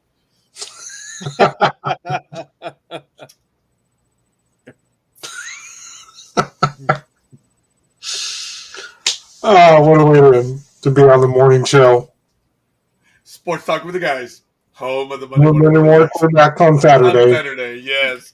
Absolutely a lot of fun, folks. We appreciate it. We love having you guys on with us. And we're just doing what we do. But I want to give a shout out. I did it earlier. Matt, Speedy, his birthday is coming up on this Thursday. So I hope you spend it very well. And I hope you have a good time. Hey, Almighty. Yes. You don't have to announce it on air, but we don't know your birthday, and we would love to know it as well. So you don't have to say it to us. Hopefully, So would Oh. I. Oh. Don't even know, huh? All right, Yeah. fair enough. Oh, hey, Roz! Roz, what do you think? Roz! I thought you were Sorry. going to put on your pants for a second, but that's cool. Well, I Okay. would never, ever, ever insult Roz like that. Jesus, I respect her way too much for that. well, the way you jumped up excitedly, I didn't know if you were going to do that. Do the Jack No. Nicholson No, I just... in Cuckoo's Nest. I didn't know if you were going to do that. But then I guess you would have said pudding, right? Right. What I think is really cool, folks, is think about it. Almighty's wearing his Indian shirt. I'm wearing a Kings one. Speedy, do you have a jersey? Yes, I do, but I'm not wearing one at the moment. It's a Giants jersey, right? Yes. Dude, go for it. We don't care. I think it's awesome. You know, I got short clothing here too, so yeah, I've worn that on the show. Yeah, I don't talk about my Yankee underwear though, big one. I don't. We're just don't- talking just about don't show it to- jerseys. Just don't show it to us. Yeah, Yes. we're just talking about jerseys. You should, Speedy, if you could. I think it's kind of cool to show off some colors. Look, I was a tad agitated. I didn't want to buy a jersey. I wanted to get my daughter one because she's starting to collect team memorabilia from wherever we go. And oh shit, team memorabilia is expensive. But anyway, she's from everywhere. Yeah, it's getting to be very expensive. And Guillermo and his wife wear the awesome black Kings jerseys. And I got my daughter the same one. And when I saw the price, I was like, oh. So then I saw this one. I wanted this one. And Guillermo, who went with us, as you know him as the Prodigy, he's been on this program a few times. He wanted this one, and I did too. And when I paid, I was like, wait a minute. That's not right. It's a lot cheaper. And I looked at it. I said, dude, this one was like half price. Thank God.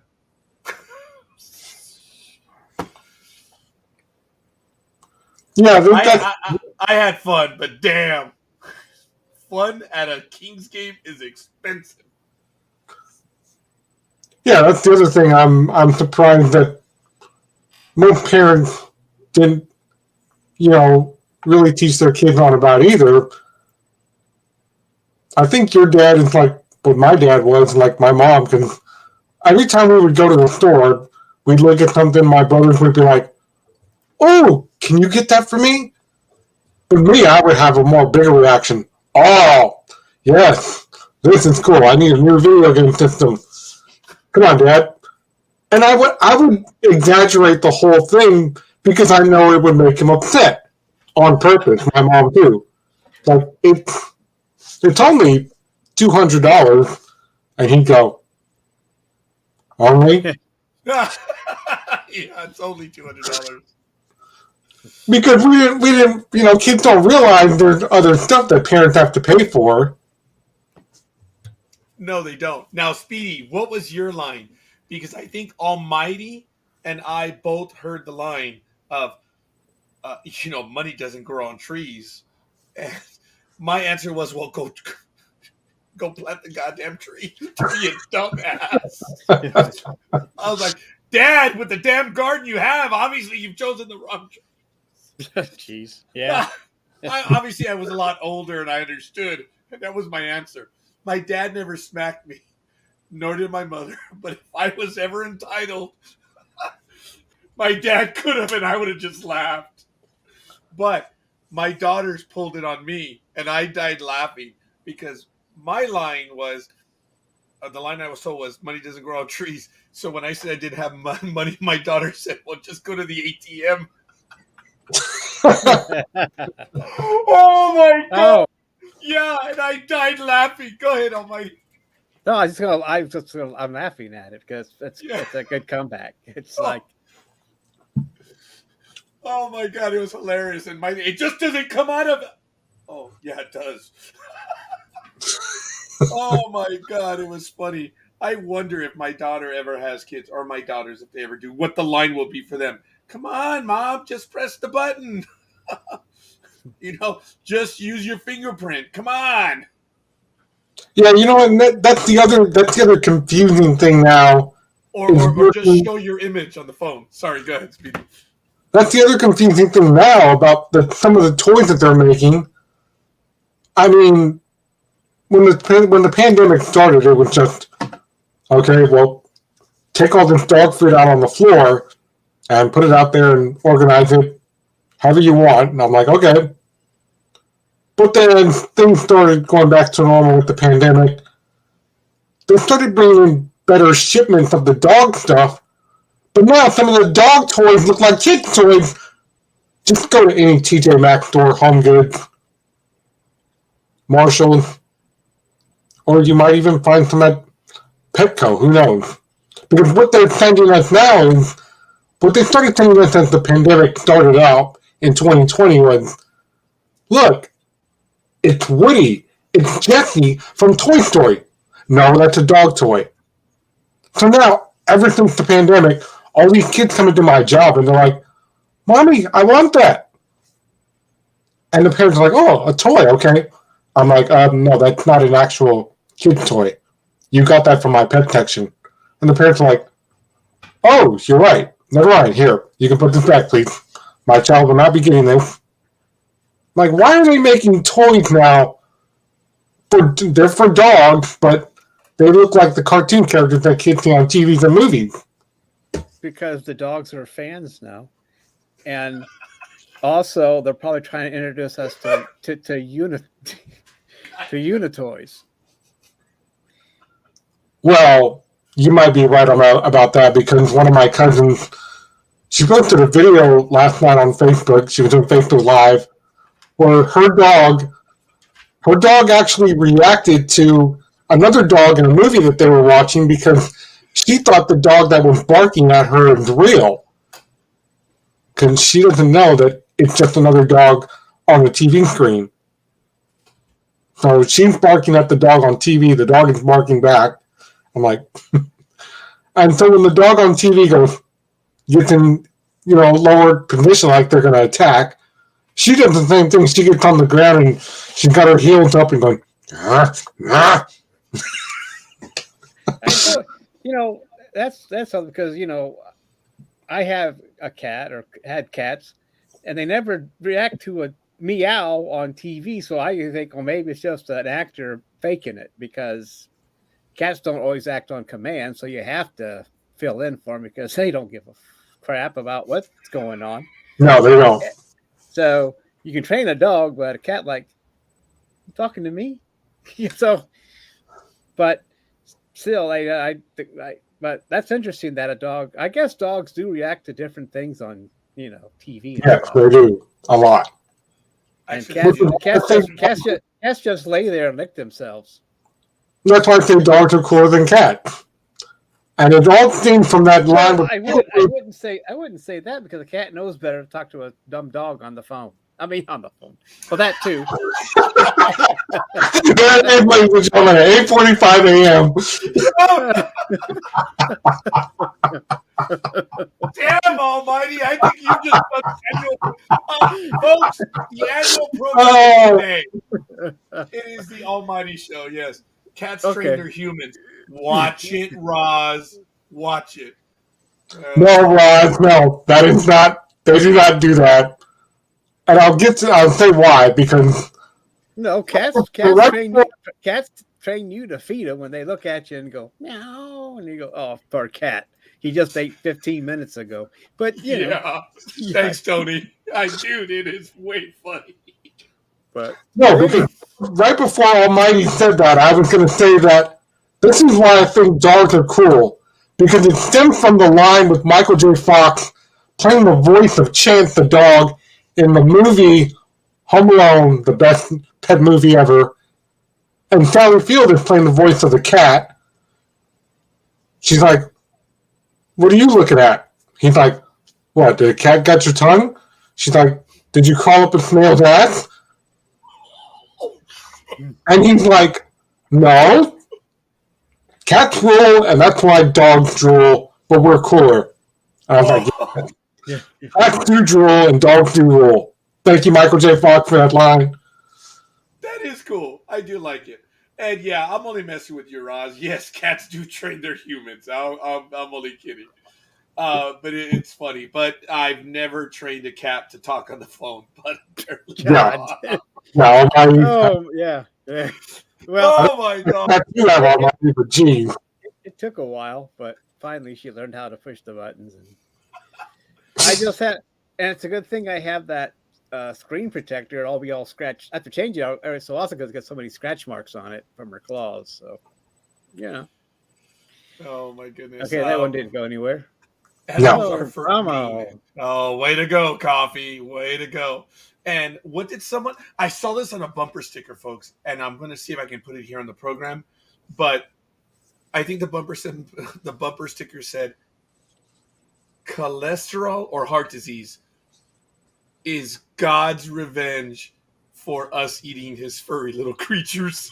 I forget exactly how it is, but that was a cool little bumper sticker. That makes about some sense. It makes sense. Yeah, I thought it was cool. Hey, when I go up to Alaska, I am not a vegetarian.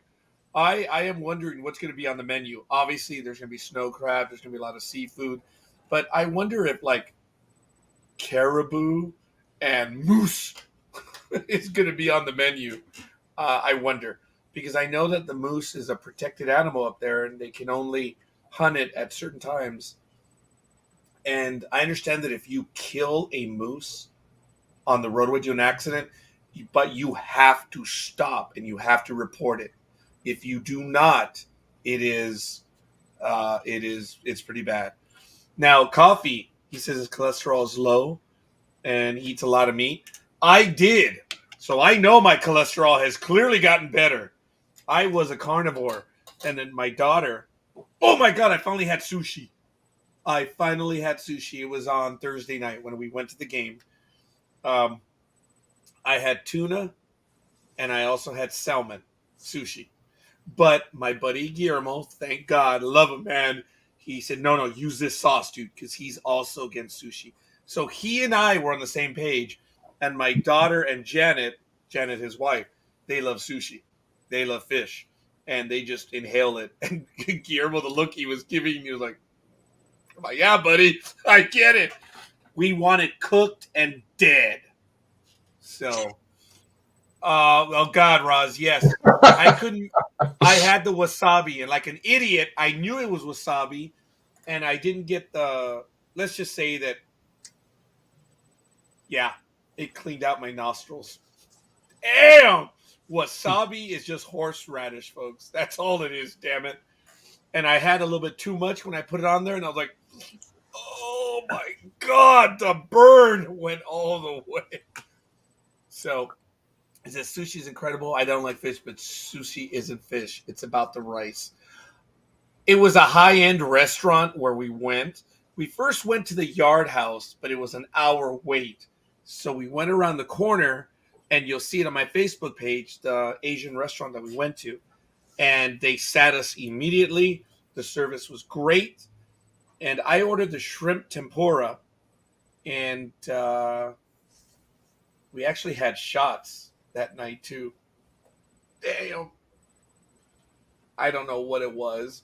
It was damn. It was strong. It went down smooth. But after the second shot, let's just say that my daughter, Janet, and Guillermo were like, oh my God, I can't believe he's saying the shit that he's saying. Alcohol is truth serum, and God, does it work on me? So I apologize. I made friends with the red signal light that was flashing, and I made a lot of people laugh around me because I'm like, oh, hey, I like this red light. I'm getting flashed. I was already a little Tipsy? gone. Yeah, I was tipsy, and everyone laughed. Like, hey, I haven't been flashed in a long time. I like it. I like this red light. And then, even I remember the embarrassing one was when one of us was getting a test for the COVID before to go into the stadium. I went to the restroom, and then when I came back, I made everyone laugh. I said, guys, we haven't even gotten to the game. I already got flashed, and I already got blown. Because of the hair dryer. I said, there was a hair dryer. I got blown. Oh my God, that's how tipsy I was. And all the people around were like, oh my God. I wasn't even in the stadium yet. And it was funny. Oh, and then there was a coworker. I knew he was going to be there, and we were talking about meeting up. And we're going to our seats, walking up, getting to our seats. And then I recognized him right away. Poor Eddie. I saw him, and well, I had a little too much. So the moment I saw him, I went into tackle mode. I crouched down and I went right at him. Poor guy, he was like, holy shit. And I didn't tackle him, but it looked like I was going to take someone out, dude.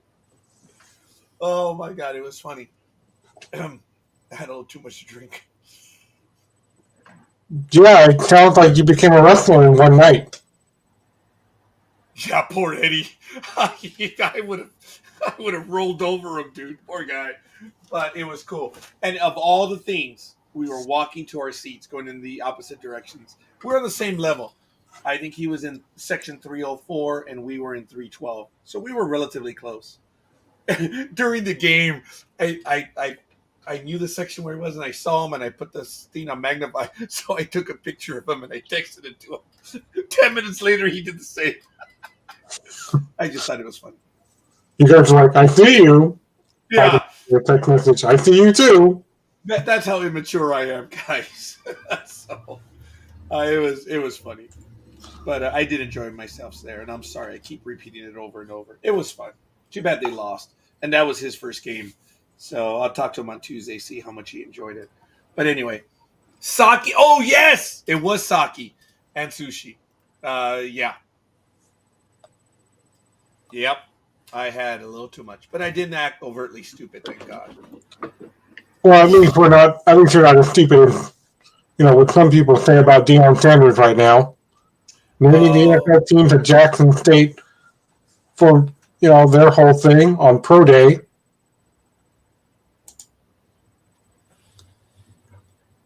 So it seems like some of the league officials and even coaches were allowed to miss Pro Day.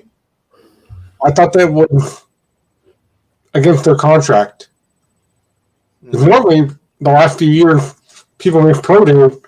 Roger Goodell and the NFL like, you're suspended without pay.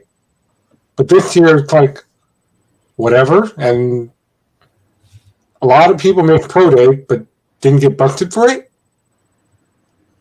Was it like the new way the NFL is? It kind of goes back to what we talked about before the Super Bowl, where they said, "Oh, everything will be closed tomorrow. Even the kids get to stay home because of the Super Bowl." Yeah, he called out these teams, and it's right, because he did call out the other schools by saying, look, we know you're going to Mississippi State and Ole Miss. He said, you're going to show up there. I understand you're saying they have more talent. I understand. But guess what? We're coming. We're coming. We're coming. And when we arrive, you better be here because our kids deserve it. He called out, or he said, 24 teams. 24 teams came to witness our kids yesterday in its entirety. And I appreciate you. Now, the editor's note said 22 teams were reportedly at Jackson State's pro day. But anyway, he says, but there's 32 teams in this Crayola box. Therefore, the Dolphins, the Broncos, the Texans, the Bills, the Buccaneers, the Ravens, the Panthers, the Browns, the Vikings, and the Eagles. That's 11. But okay. Where art thou? You could have sent somebody, man. You could have shown up just a little bit. Sanders said he won't forget the teams that didn't show up. I'm glad he called him out. I like Dion. I'm surprised, but the man, he knows talent. He does. I got to give it to Dion. And Dion, I wish you the best. Good. I'm glad you call these guys out, and I like it. Hey, Speedy, are you happy that Davante Adams, the trade was meant to be? That was a big deal, man. Getting Davante Adams. Yeah, that was really good.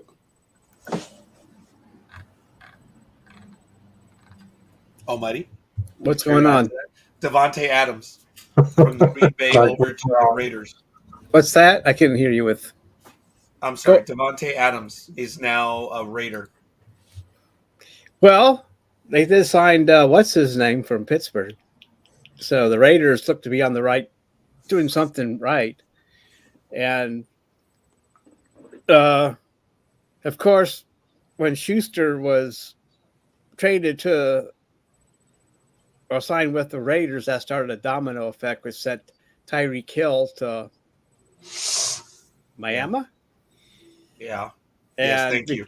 Because he's up for an extension, and since Schuster got paid so much money,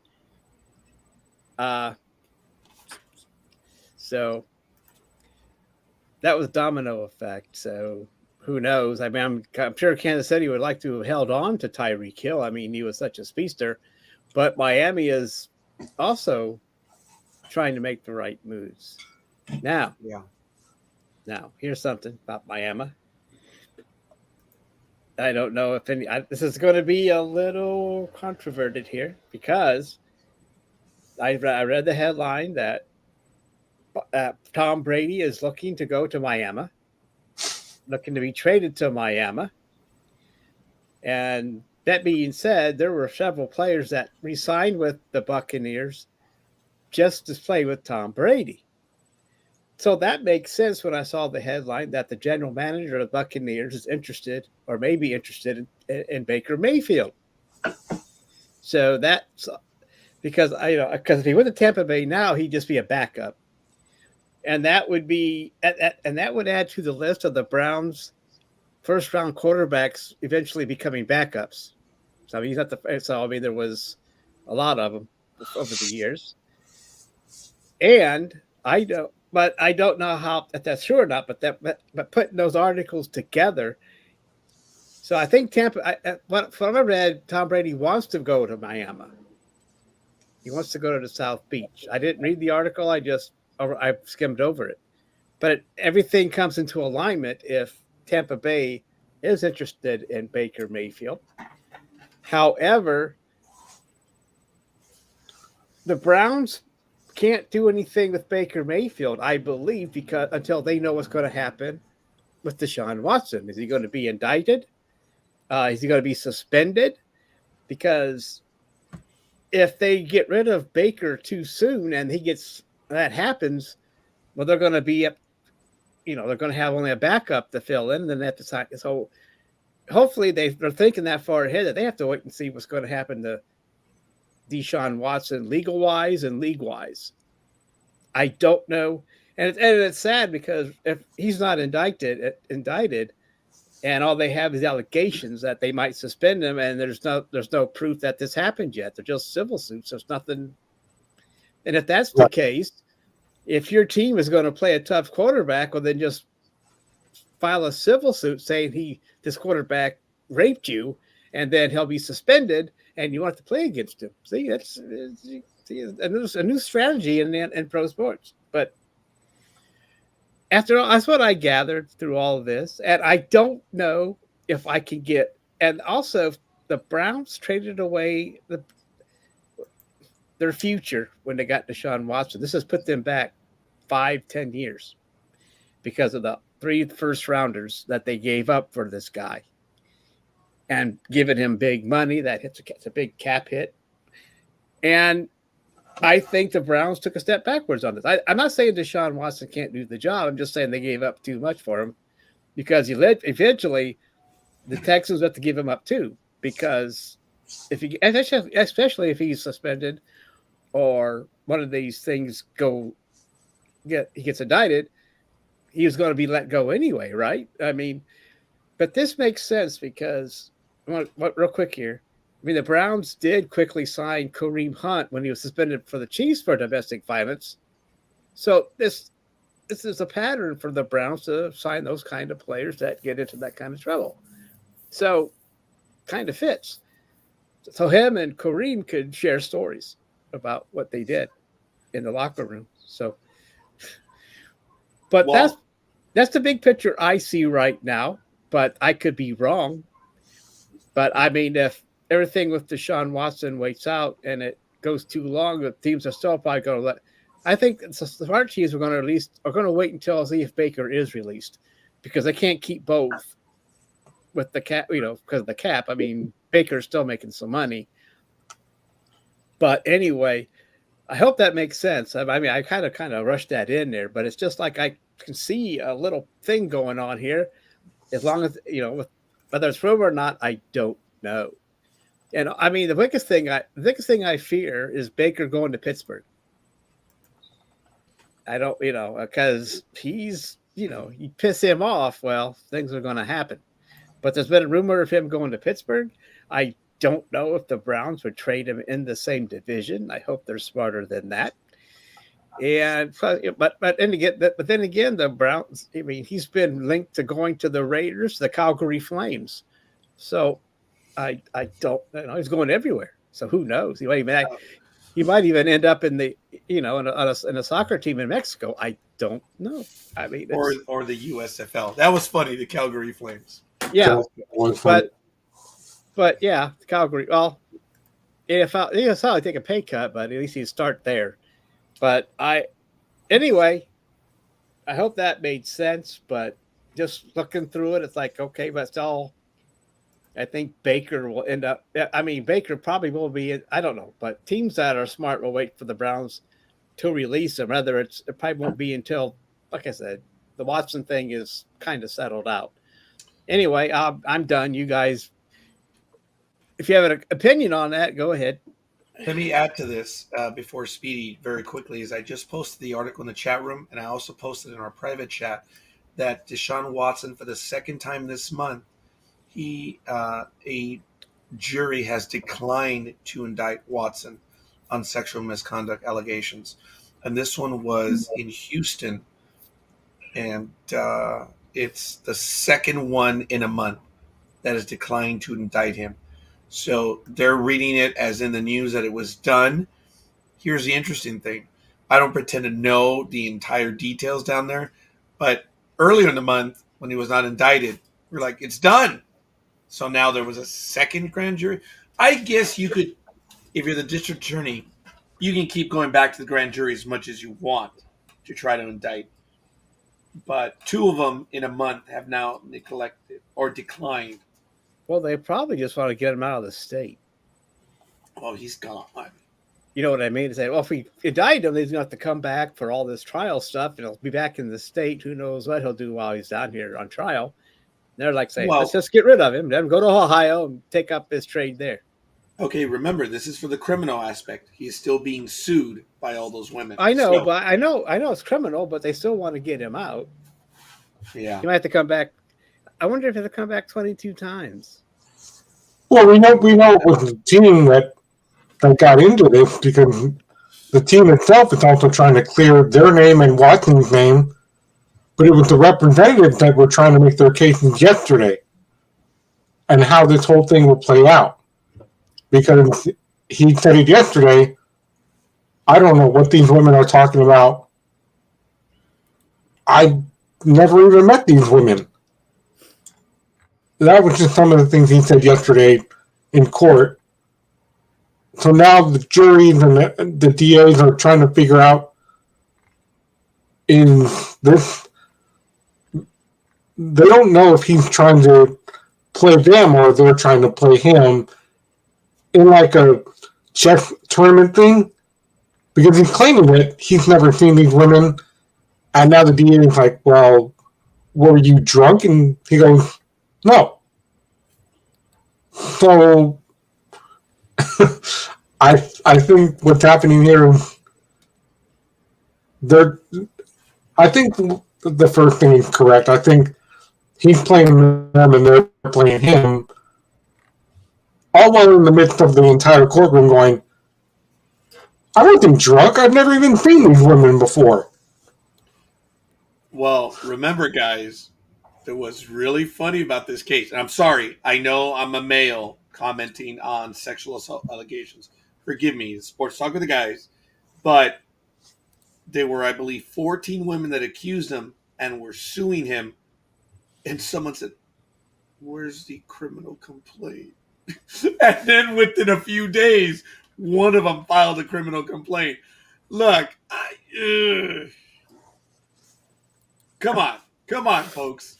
So I don't know what that means. Just consider that they sued him for an assault, which they hadn't gone to the police yet for.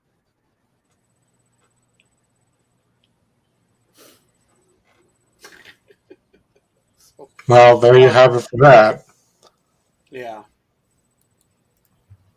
Oh, yes. I also did have another article in there. So there is some news story. Now, Almighty did give us another story internally about the Tom Brady deal. And I didn't want to I wanted to add a tiny bit of backstory. It's one thing for us to talk about all sports, but the one that broke the story of the Tom Brady trade was done by NESN, sports guy that follows the Boston Bruins. Wow, that was interesting. I forget the guy's name right now, but he's the one that broke this story. A lot of people are calling it absurd and won't happen, but those are often the knee-jerk reactions that happen. People don't. But he was right about another thing before it happened too. Yes, he was. And I was going to get to that, and thank you for that, Almighty. Sorry. No. We're a team here. And I was going to say in a moment that we normally will comment on every sport. He does not, but he commented on this, and Almighty finished it off perfectly. That he also got something else pretty big right, and I don't recall right now. So, again, the blogosphere went crazy upon hearing it at first thoughts. Oh, nah, stupid, whatever. They didn't think it through. And they didn't consider the source either.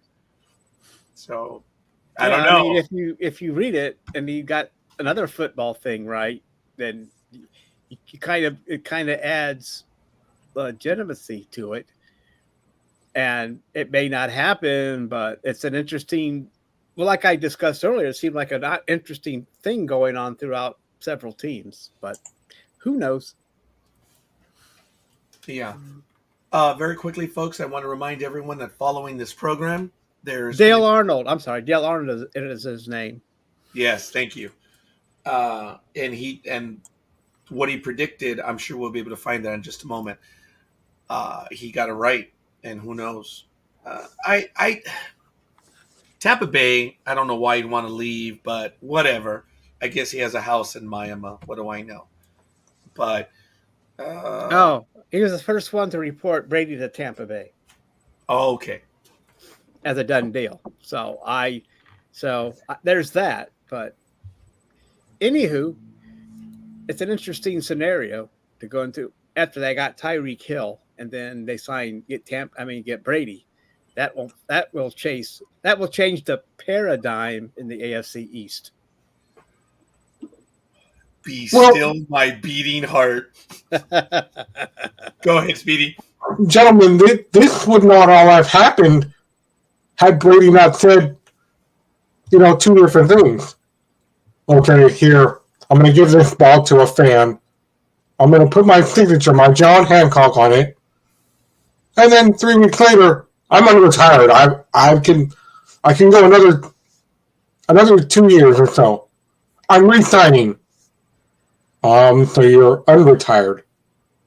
Yes, I'm unretired. I will be playing again next season and the next 2 seasons. So what was the purpose of you signing the ball at the Super Bowl? To give it away to a fan? Guys, he hasn't lost a desire. Before he retired, and people were talking about it, I myself said he's not going to retire. He's not. It's just he hasn't finished business. But I'm not justifying. I said he wasn't going to retire, and then when he retired, I was like, oh wow, okay, great, egg on me, good for you, Brady. You're leaving on your terms, and congratulations, GOAT. We're done. So when he's unretired, I think we all just said that he's not going to retire. Because we all thought we all sat here and said no. And then when he retired, I'm like, he's not going to stay retired. I mean, so you did. You thought that. Yeah, because I thought, well, no, 2 years. I mean, why do that diet for no reason for 2 years? I mean, so I just knew that he had too much to give yet. I think he wants to play as long as he can. Taking 2 years off, he might come back okay, but still, that's 2 years of passing yards and maybe another chance at a Super Bowl. It just seems like that must have been one of those gut reaction things to retire, and then he came back. And like I said, look how many players resigned because he came back, and now he may or may not be going to Miami. Maybe it's a negotiating ploy. What? Hey, Tom, why do you want to go to Miami? Why? Right. Who knows? Someone like Brady does have negotiating prowess. While I'm thinking of it, we should get one of those product placement money from Coke. I mean, we should. Yes. Yeah, you're right about that. The product placement. Yeah, I thought about the post. I'm like, hey. Yeah. I'm not going to answer that right now. I'm looking for inputters for the business. I don't know. We'll see. But wow, he's going to retire, and I'm going to be a sugar daddy. Typical. I have yet to. Well, no, actually, there was one. I was going to say, female never tells me that one, but I'm like, oh no, I actually did have that one once. Stupid me. Anyway, a long time ago. 18 years ago. Damn. Okay. Anyway, sorry. I was in love. I was in love with my wife. Oh my. Yeah. So, okay. Yeah. That was a problem. I was like, no, I don't want to. I could have, but nah. I was in love with my wife, so it's all good. It is what it is. All right, folks. I guess I'm going to be calling sugar daddy. You probably couldn't afford to be your sugar daddy after the divorce.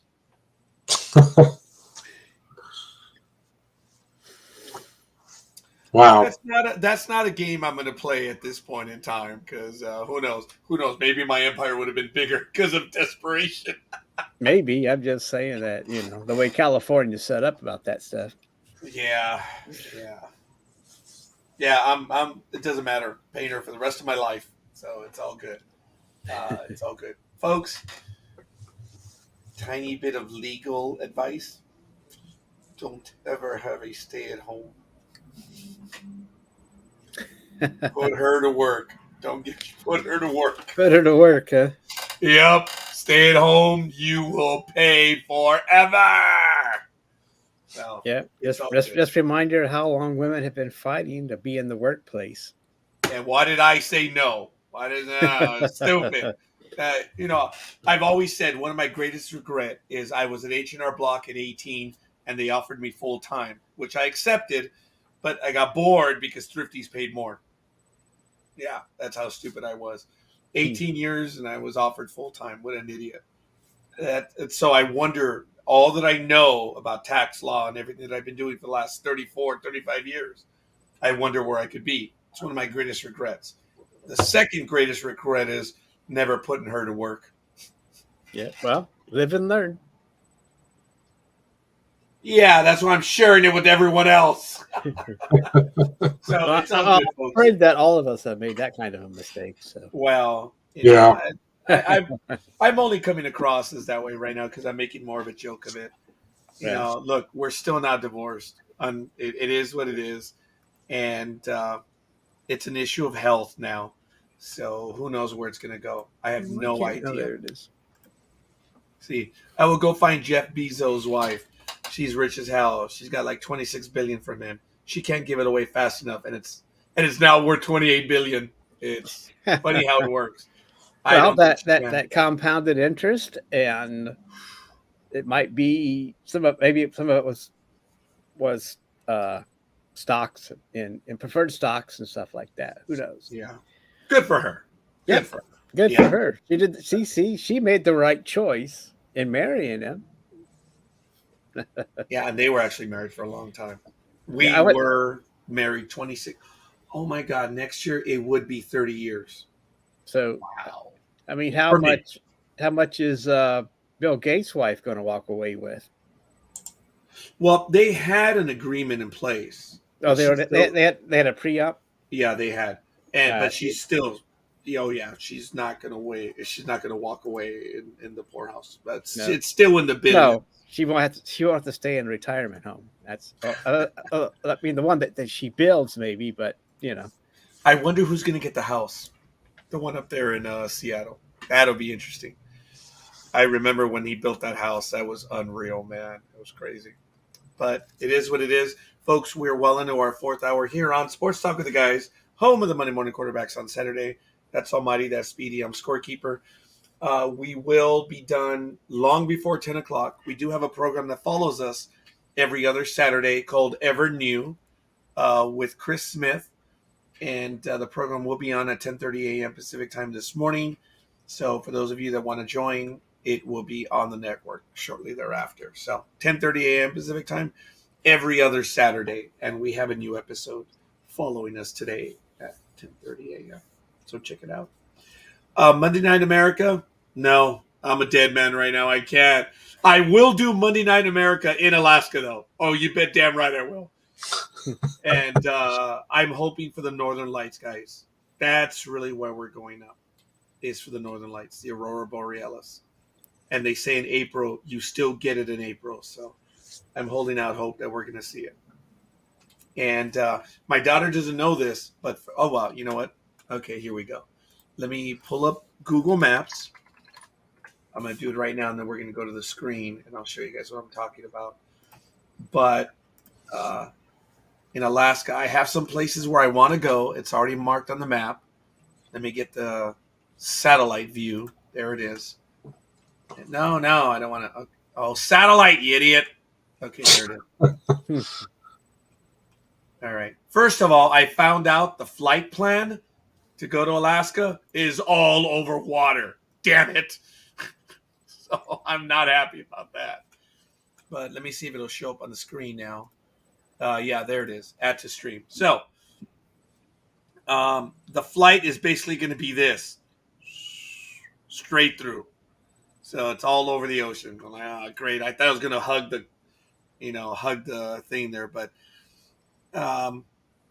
we're going to go. Obviously, we're going to land in Anchorage.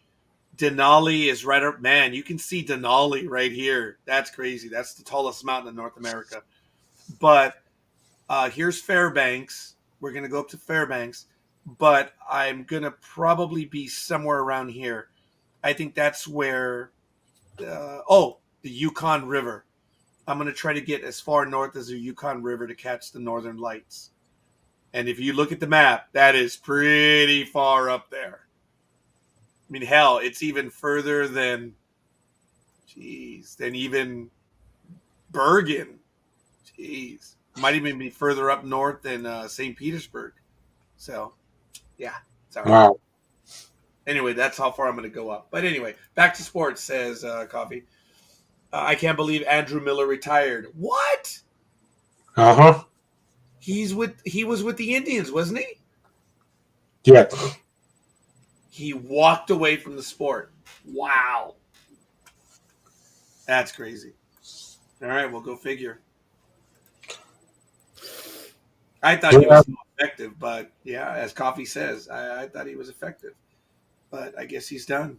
Wow. I was happy when the Yankees had him, but the second time around, he was hurt, and yeah, bummer. All right, gentlemen, what else would you guys like to get to right now? Well, before we get to wrestling, I'd just like to say that, number one, I wish I had a wife and kids right now so I can get that child tax credit on my taxes this year. But, you know. Okay, well, look, first, young man, as I tell my clients, you buy the house because you want the house. It comes with a benefit. Having kids is you want kids. They have a. If you're gonna to get the benefit, you're gonna have kids. Yeah, it doesn't work that way. It doesn't. And I learned that the very first year of doing taxes. This kid came in. He was a little older than I was. I was 18. And he goes, they told me to buy a house, and everything that I spent, I was going to benefit. Man, I don't see it. Okay. I just showed you how much you saved, but he still didn't see it. And I wanted to tell him, hey, dumbass, they told you to make it into a rental, not live in it, you moron. But anyway, so far be it from me. But I learned it right away. I said, look, if you're going to get it, you get it because you want it and it has a benefit, not the other way around. If you're chasing the benefit, it's never going to work. So, Speedy, if you want a wife, is because you want the wife and they come with the benefits. Same thing, having kids. So, you can always adopt, pal. Yeah. Well, you get the benefits for a couple of years until the honeymoon's over. Yeah. And for kids, same thing. You get the benefits for a few years and then they start talking back. Yep. And now Newsom's talking about this summer he's going to give all Californians a rebate on the gas thing. What do you think of that? I'm actually happy since the value of money is losing value. Yeah. I'm going to get $800 if it comes to pass. Exactly, Coffee. That's what I was mentioning. Kids are they can cost a lot of money. I think someone pegged the price at $214,000 a few years ago. Wow. And, yeah, I guess I could see that. Yeah, I can. But anyway, right now California is looking to give $400 back to every registered owner. So, yeah, I was going to tell Gmo. Yeah, that's my. No, I mean, it's $800, isn't it? That's $400 per vehicle. 400. I thought it was $800 per vehicle. Oh, if it's $800, hot damn, I'm taking. Well, that's the headline I saw. I didn't see that it was being. Wow. I could be wrong, but I saw that on my feed that it's going to be that they're proposing $800 for rebate. Of course, I didn't read the article, but I just thought it'd be per car, right? Because anyway, that's the figure I saw. I could be wrong. Maybe you're right, Raj, but who knows? Well, no, I've been watching the news. They said it's going to be $400 for California drivers, up to $800. And then one of my buddies, who, not really a buddy, he's just was a former buddy. He's like, I can get away with that, right? And I'm like, no, you're not an actual registered driver. He's like, I can take my mom's car. I'm like, no, that's not how it works. That will be considered Grand Theft Auto because you're not the actual driver. That's your mom's vehicle. Get it? He's like, not to mention fraud. So exactly that too. No. Well, that's why I told my daughter, I said, she's registered on the car. I said, but that's my money. No, just kidding. I'm actually going to have her keep the money for the Maxima. I'll keep it for my little gutless 1.6 liter Nissan Versa. The Versa. It's gutless. It's gutless. Oh, by the way, it's gutless. But it gets me to work every day. No problems whatsoever. It's a fine commuter car. Right now, for what I'm paying in gas, oh my God. I go and fill in, and it takes me like 3 minutes to fill up. I see those SUVs. Hi, Speedy. Going to go get gas, and man, they stay there for 10 minutes. And I just hear the thing go ding, ding, ding, ding, which, there's no such thing. They don't do ding, ding, ding anymore. But No, they don't. I just want to tell that story. That right now people are paying through the nose.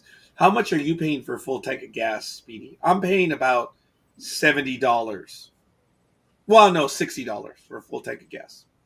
I told you earlier that's what I did. I put in 40. I should have put in 60. That's why my thing didn't actually get to full tank. It just got about this much away where my thumb is and where my index finger is. That's where the F is on the vehicle. So I'm like, I'm so close. I should have put in an extra 5 or an extra 20, and that would have got me to full. But I didn't do that. Oh, well. Okay. Sorry, Speedy, but I'm going to take that image, and I'm going to take out the voice, and I'm just going to use that as an image. See, I'm not even going to duplicate it because I know I'm going to end up paying for it, but right there where you did the little explanation and the gesture and everything, I was going to say, Speedy just sharing the love with us. Well, how many cars do you have, Roger? I have 3, but it's a maximum of 2. Yeah, I didn't know if you said that. Oh, I didn't know if you said that Wait, or not. 2? You went like this. You went 2. I corrected it. I was having a career year again. There you go. Yeah, that's right. If you own 2, yeah, I guess that works out. So, I'll how many cars do you have, Speedy? Just 1. Well, you better get another one if you can find one. Dude, go buy a junk car and register it in your name. Yep. Where am I going to park it? I've only got 1 parking spot for me. Well, you can get another one with $400. So. Well, see, if they hadn't put all this grass back here, they were originally supposed to make it all parking, but they wanted a garden and all this stuff back here, and we need grass, and that's what we're going to do when the apartment is finished, and that's what they did. So we would have had more parking, like actual apartment. Like if you drive around, I'm sure there's apartments where Scorekeeper is. When you drive around to these apartment complexes, and there's a whole line full of cars in the parking spots, but not here. Here it's only 4 parking spots plus 5 because the 5th one is for the manager, and I can't park there. It's for the manager. Yeah. And okay, so when you say you have grass behind your property, could you clarify that? Is it as in lawn, or is that as in Mary Jane or Mota? I was trying to get that one in, but I know, I was too. Well, see, it's kind of like our background picture that's behind us with the baseball field. But you got some Mary Jane up there too? No. I'm just saying, pretend that the baseball field is not there, but that half of it's a garden and the other half of it's grass. So it just spreads out like a baseball field. And that's what they did. And then they added a walkway so that way we could communicate and walk back and forth between our apartment and the affiliated apartment behind us, along with their little garden they wanted. So, but I would have preferred, if I was the contractor, I'd be like, no, this would make more sense to have more parking, not a garden and not all this grass. And then they do have lemon trees back there too. So see, I would have had more room for another car, but I don't. I wonder if Al Michaels has this problem, folks. As you know, Al Michaels is now on Amazon with Kirk Herbstreit for the Thursday Night Football. And Mike Tirico takes over Sunday Night Football on NBC. Do you think Al Michaels worries about the price of gas or whether he's going to get a rebate or not? No. I don't think so, huh? I mean, after the list I just went through of what they're conducting with baseball players and their new contract, none of them are worried about it. No. Well, I don't think Al Michaels even drives, and he has a driver. So, Yeah. I think he has a personal driver. but you're probably right. I mean, if he's making homo money, he probably doesn't have to worry about that anymore. At least not yet. If he had to worry about it, we'd all be in trouble. I mean, more trouble than we are now. I mean, if he had to, we'd be like, we'd have to go back to horse and buggy. Yeah, and speaking of horse and buggy, it's a shame. 3-time champion Phil Mickelson will not play in the 2022 Masters. I saw that. Yeah, a bummer. He's played in every tournament since 1995, and his first Masters was in 1993. I remember that, man. 93. And he, of course, won the green jacket in 2004, 2006, and 2010, and is not listed in the field of active players for the Masters. He's a 6-time winner and member of the World Golf Hall of Fame. And, wow. So he will not compete at the Augusta Nationals this year. Bummer. As you know, Mickelson has been embroiled in controversy for derogatory comments he made to Golf Digest and Fire Pit Collective about the PGA Tour and its commissioner, Jay Monahan, as well as the regressive Saudi Arabia regime, which is bankrolling a breakaway league by Greg Norman that will rival the PGA Tour. Mickelson called the PGA Tour for its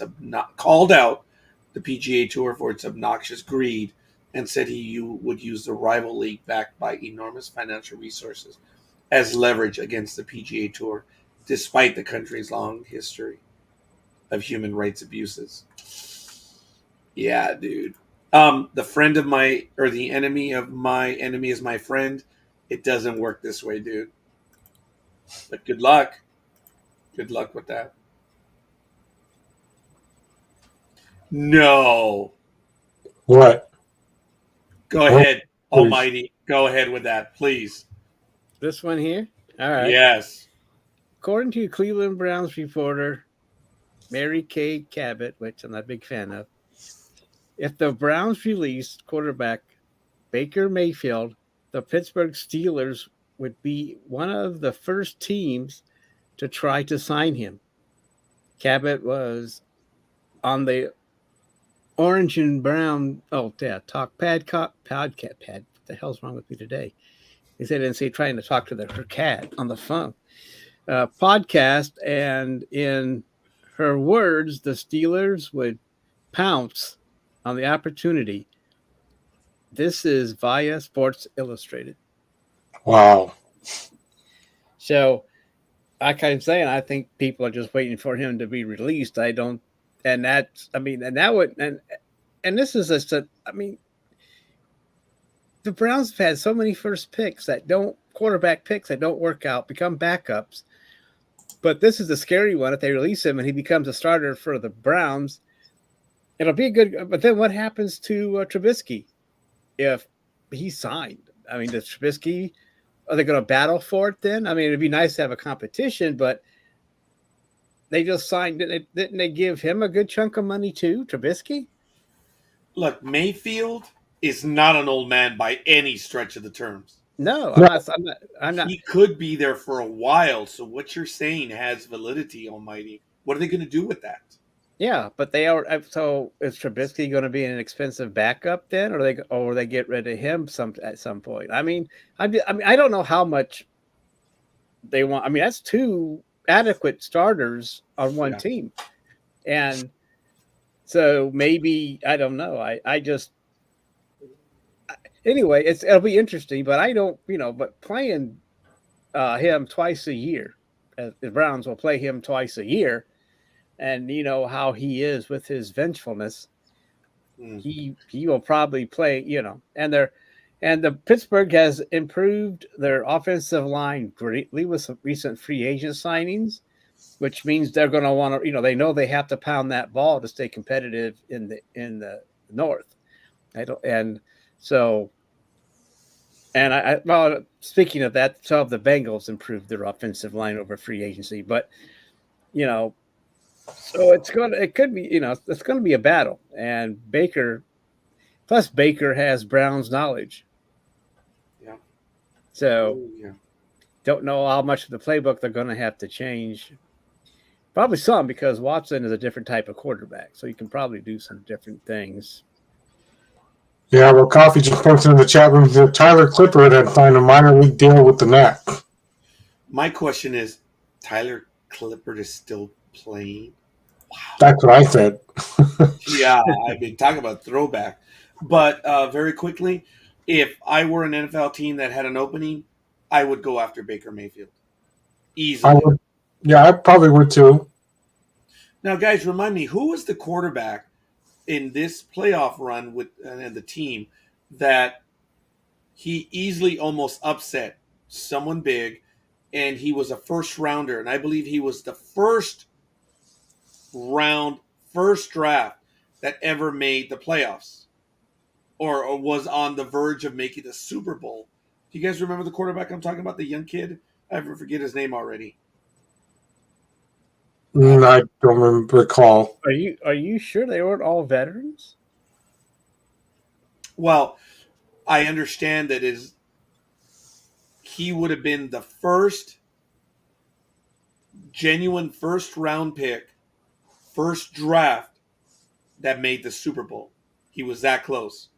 I didn't realize that a first round. Oh, that can't be true. They were announcing it. Didn't Dan Marino make it in his first year to the Super Bowl? Okay, no, I'm talking. The quote was, "There has never been the number one pick." Oh, Dan wasn't the number one pick? Has never made it to the Super Bowl quarterback. I was a bit surprised by that.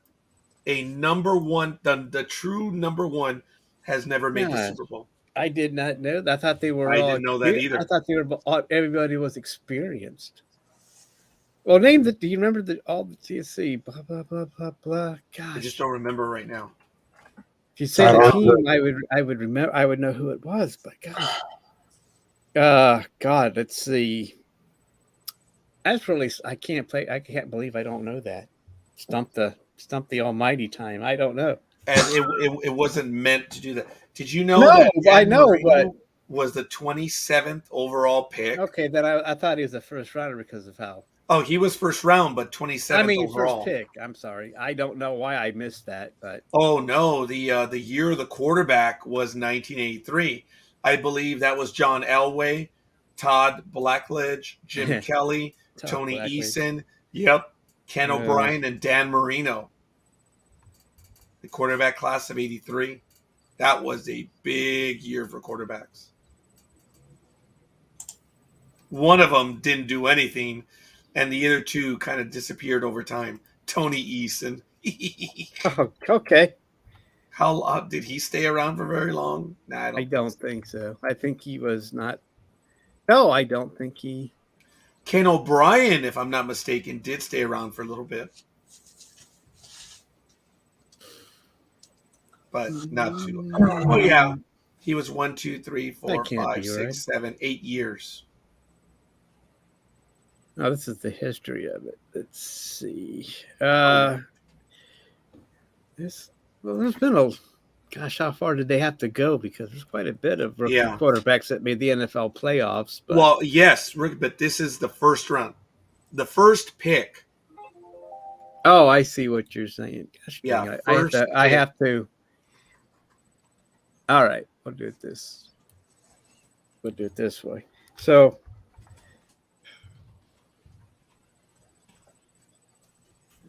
I guess it was Burrow, yes. Okay. Oh, Burrow, yes. Made history in the process of becoming the first quarterback and former number one overall pick to reach Super Bowl in his first 2 seasons.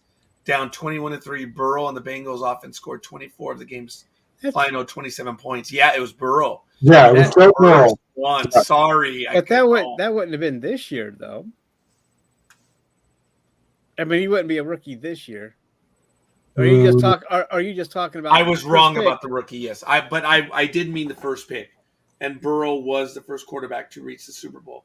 the first quarterback, first round. Okay, so if you Or say no, number so one pick. I thought you meant he was the first rounder this year. That was my mistake. Well, I messed up the whole thing altogether. Burrow made history in the process, becoming the first quarterback and former number 1 overall pick to reach the Super Bowl in his first 2 seasons. Okay, okay, that's what I didn't. Yeah, think I thought that's true. I was thinking about, like I said, a first rounder this year. But if he would have said that, I would have said Burrows. But yeah, maybe I still would have had a brain fart. And there it is. Yeah, we all brain fart earlier. We were like, we couldn't remember, and I was like, and I thought about it, I'm like, it's got to be Burrow. It's got to be Joe Burrow from Cincinnati. But you kept saying first round draft pick, and I was like, well, that's obviously I got the entire quote wrong, so I do apologize. But folks, it's like all three of us were on different freeways, you know. Yeah, Scorekeeper screwing things up. What a shock! Yeah. You went down to 5. I guess I went down 99. So and Almighty was on the 69. Lucky bastard. Yeah. Okay. All right. Hey, folks, we're down to about. If I could be so lucky. We're down to about 19 minutes. We are going to end at 10. I know we have some wrestling news. I want to get to it. Almighty, do you have anything else? Nothing of import. I mean, it's just there was a Panthers player that was arrested for gun possession and stuff like that. I don't think I have it up anymore, but it was just an example of another player getting in trouble during the off season. So okay. Thank you, Almighty, for admitting that you no longer have it up anymore, but I'm going to hope 9:41 a.m. You know, how late? What time is it? Oh, I got to go. I mean, off. No more recording time. Well, okay, Almighty, don't worry about it, Almighty. This is your program. We all have had episodes like that. I mean, dude, I've been... Man, oh man! I guess I gotta get the blue pill with my NDB media discount. So. Oh my god, that is funny. Oh my god, that was absolutely hilarious. I did extend because I just paid it last night. The StreamYard, I paid it for the entire year because I think it's like $49 a month for StreamYard, but if you paid for the year, it's like $35. So I got that out of the way. I got to pay the NDB Media one on Blog Talk Radio too. I'll save 2 months, and it's like $80. So I'm switching to the annual on that one for now. So NDB Media on the radio will continue through April of next year. So are you able to? I mean, you said last couple of weeks. You said you were incorporated. So do you use those as tax breaks? Well, actually, not incorporated yet. I intend to go and I'm going to incorporate Jedi tax in 2024. That is the plan.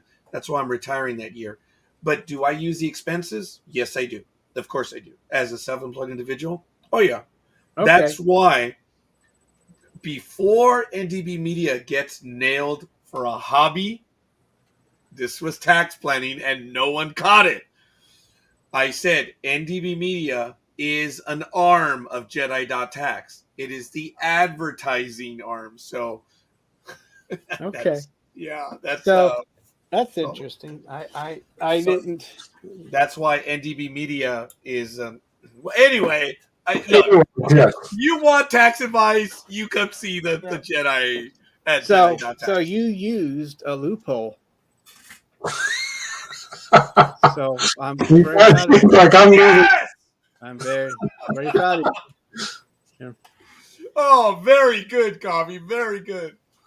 And I was waiting to get back to you before the show ends. Look, even Coffee's taking a shot at me. But Almighty, that was brilliant. That was brilliant with the loophole. Very few people know that, and he does. That's good stuff. Speedy, what do you have? I will take it away now because that was a perfect segue because of extensions and borrowing arms to hold other arms. It appears that Impact is going to have a promotion versus promotion at WrestleCon next Friday. That's right. Matt Cardona and his wife Chelsea Green yes, that Chelsea Green, will take on Nick Atlas and Mickey James. This is being billed as the Impact versus NWA, with Cardona representing Impact. But this is interesting because Matt Cardona is also currently the NWA World Champion. So, I mean, this is all nice and it's being built up. And like I said, it's going to take place at WrestleCon next Friday, as we were talking about earlier. Remember what I said earlier? And it's the same formula that Paul Heyman did with ECW because, well, it's kind of like going back to the 90s because there was no, TV rating at the time like there is now. They're going to start their show after the family entertainment stuff. The NWA Impact branded promotion versus promotion show is going to start at 9 p.m. Eastern Time from the Fairmont Hotel in Dallas, Texas, but it will also be available on Fight TV. So, and this is why Vincent will take on Chris Bay, Rich Swann, my former All-Pro Wrestling guy, Willie Mack, Jordan Grace, and Try Miguel in an Ultimate X Impact Division title. The Champion versus Champion Challenge, Dina Peraza will defend her ROH World title or her AAA Women's title. Both are up for grabs because, I mean, this is all good. It's very good. They're also having a fatal 4-way for the Impact Knockouts World Tag Team titles. The Bullet Club, oh, I wish I was in Texas right now. The Bullet Club is going to take on Impact, Jay White versus Chris Sabin. The New Japan Pro Wrestling title will take on Pro Wrestling Noah. Tomohiro Ishii will take on Eddie Edwards in what might turn out to be a street fight. You never know. ROH versus Impact in a non-title match. The Briscoes will take on the Good Brothers. This is the match I need to see. Fortunately, I'll have to watch this event after on YouTube or something like that. And then NWA versus Impact, Mickey James and Nick Atlas, as I said earlier, versus Chelsea Green and Matt Cardona. This is going to be something else, I tell you. And also looking forward to WrestleMania. They changed it again. There will now be 2 nights, next Saturday and next Sunday, because they were trying to fit everything in one night. And of course, we all saw what happened on Raw. But this time they didn't hide their disguise with the whole Kevin Owens wearing the tough makeup that they gave The Rock. They gave The Miz.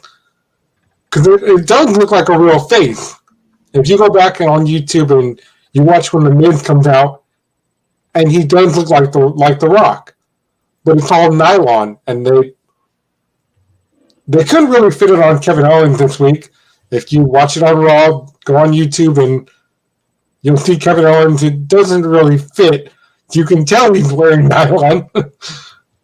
But he impersonated Steve Austin again, and even as far as, oh, what's the matter with you, beer drinker, beer thrower? You can't throw beer? What's wrong with you?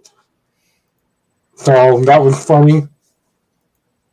So WrestleMania, of course, being built up, but not as we would like. Of course, everyone is talking about everything else that's going on. A lot of the superstars have, scratch that word, wrestlers have been making appearances on the Ellen Show. A lot of them have been appearing on the Tonight Show. The Undertaker has been announced as an honorary pace car driver at the upcoming NASCAR race. It's going to be awesome. That will take place tomorrow. I think that starts later in the afternoon for the NASCAR thing. I'm not sure. Maybe I'll get to watch it. Maybe I won't. But it's the Undertaker. I know. So you have to watch it. I mean, I don't know what mental capacity you're at right now, but it's a must see. I'm just jabbing you. I won't be able to watch it either. So I shouldn't talk. But I'm a fan of the Undertaker ever since he threw Foley off the cage. So Yes, that was it. And finally, after so many years, it's been 22 years in the making, but after all this time, they decide, well, we're going to put Big Van Vader into the Hall of Fame. Well, it finally took them long enough, like I said. Next week on Dynamite, on Wednesday night, will be the first ever Owen Hart Memorial Tournament. This is part of Tony Khan's plan to keep the memory of Owen Hart alive. Of course, as Big Dawg mentioned back in January, his wife is still not happy about this announcement. But, I mean, this is what most of the boys want. This is what a lot of the wrestlers have been calling for the last few years. But she doesn't think that any of this tribute stuff or memorial shows is doing anything for him. I, of course, don't see it that way. If Big Dawg was here, he'd probably agree with me. Yeah, I don't think so. Yeah. Dawg does not agree with you on anything, man. Well, I think after last week, I think we can give him a break. No. And especially the way he exited. Remember that Scorekeeper? Yeah. So, Excuse me. there's that. But he also has another thing planned. Another wrestler that's coming in. And if you watched, Rampage last night, you saw the graphic where he got the bunny up there, but it doesn't show who she's facing. And Tony Khan says, well, that's going to be saved. I'll make a special announcement about that Wednesday night.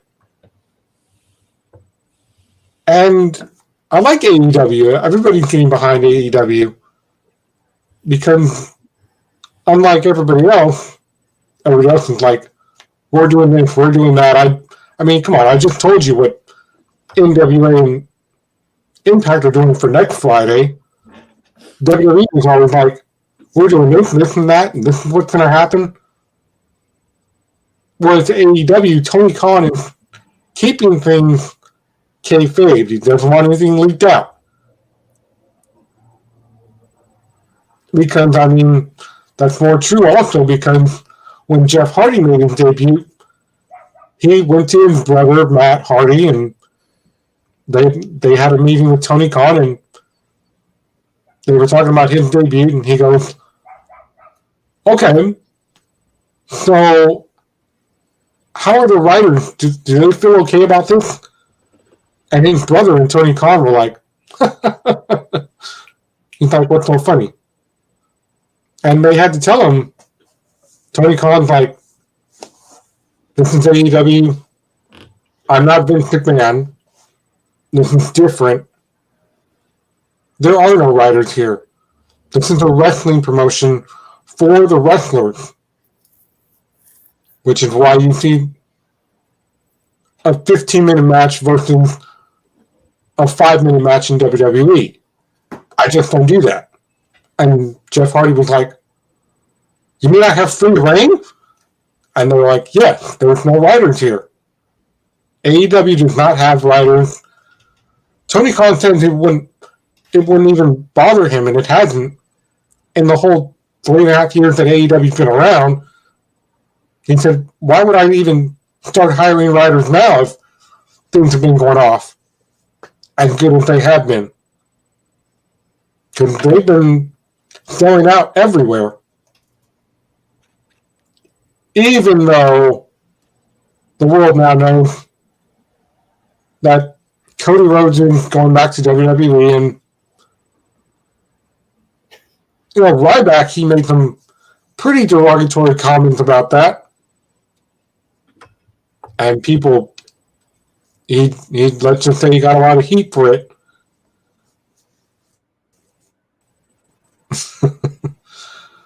But a lot of the wrestlers actually came to Cody's defense. Thunder Rosa, of course, my good friend. She went on YouTube to say that she respects him. He's somebody that helps her a lot. But, he's got to do what he's got to do for his family, for him and Brandy. And if they felt that it was time to leave and go to WWE, then she supports them. A lot of them do. So it just comes out in all that being more of a mutual thing and not a promotion versus promotion thing. And as, Scorekeeper mentioned earlier, we were going to see a special appearance with Triple H at WrestleMania, but that won't be happening now due to his health problems and his retirement. I'm sad, but at the same time I'm happy. Because, hey, I got to see him in person only one time at WrestleMania 32. When he and Stephanie took on The Rock, Kurt Angle, and of course, even after the match, they still wanted to talk smack, and Triple H said, "You're going to hit my wife? You're going to do that, really?" And Rock said, No. I'm not going to slap your wife. She is. Wow. And I think that's where the whole introduction of Ronda Rousey really started. Because she did make her appearance at Levi Stadium, and, she got physical. Yeah. Sounds like her. Yeah. But her triple threat match at WrestleMania is going to be amazing. So, we're expecting that too.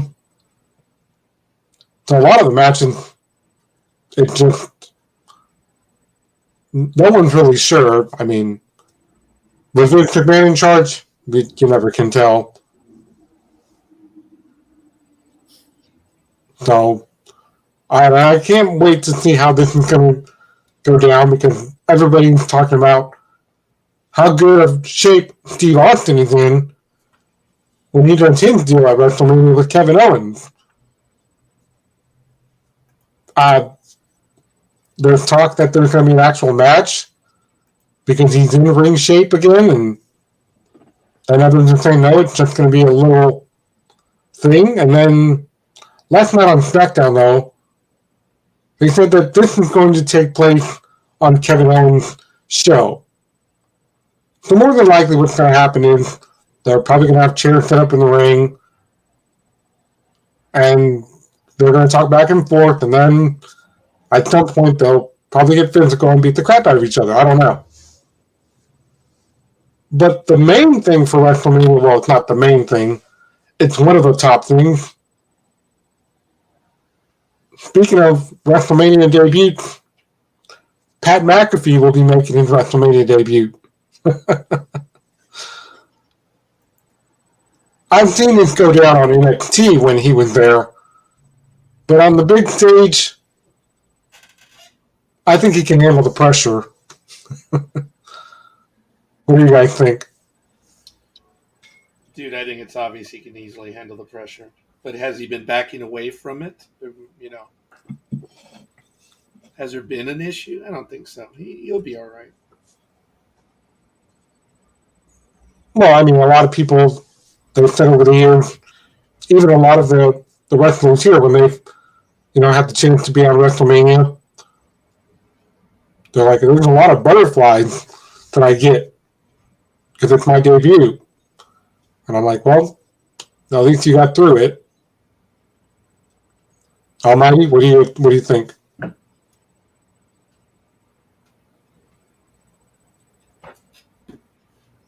Sounds good. That's not an answer, but okay. Hey, we answered. Well, I don't. I know something about, I know things about wrestling, but I'm not as enthusiastic as you and Big Dog are. I mean, I apologize. I really don't have. I mean, I guess I should follow it more so I can talk the lingo with you there, Speedy. I was going to call you Big Dog, but that was I had it in my brain. But I'm just saying, maybe I'll get into it. I mean, I like it, but I can't.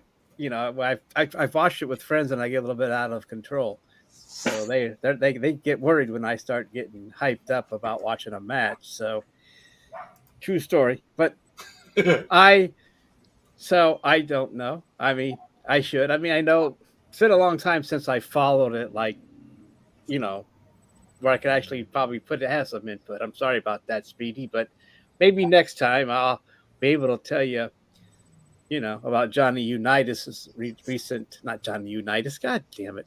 I'm just saying, whatever his name was. But anyway, never mind. I'm making more of a fool of myself than I like to do. But it's all par for course. Course for the par for the course. Yeah, that's it. That's it. Okay, I'll shut up now. Or maybe this summer you can join us if Scorekeeper and Big Dog come up here to the Bay Area, to San Jose, when AEW comes to California. And then later in the summer, New Japan Pro Wrestling is coming too. I think they're going to do the Cow Palace again. But God, the Cow Palace for parking is expensive. Yeah. That's everywhere. I don't know if, these guys want to leave their card at Bart, and we'll just take Bart there.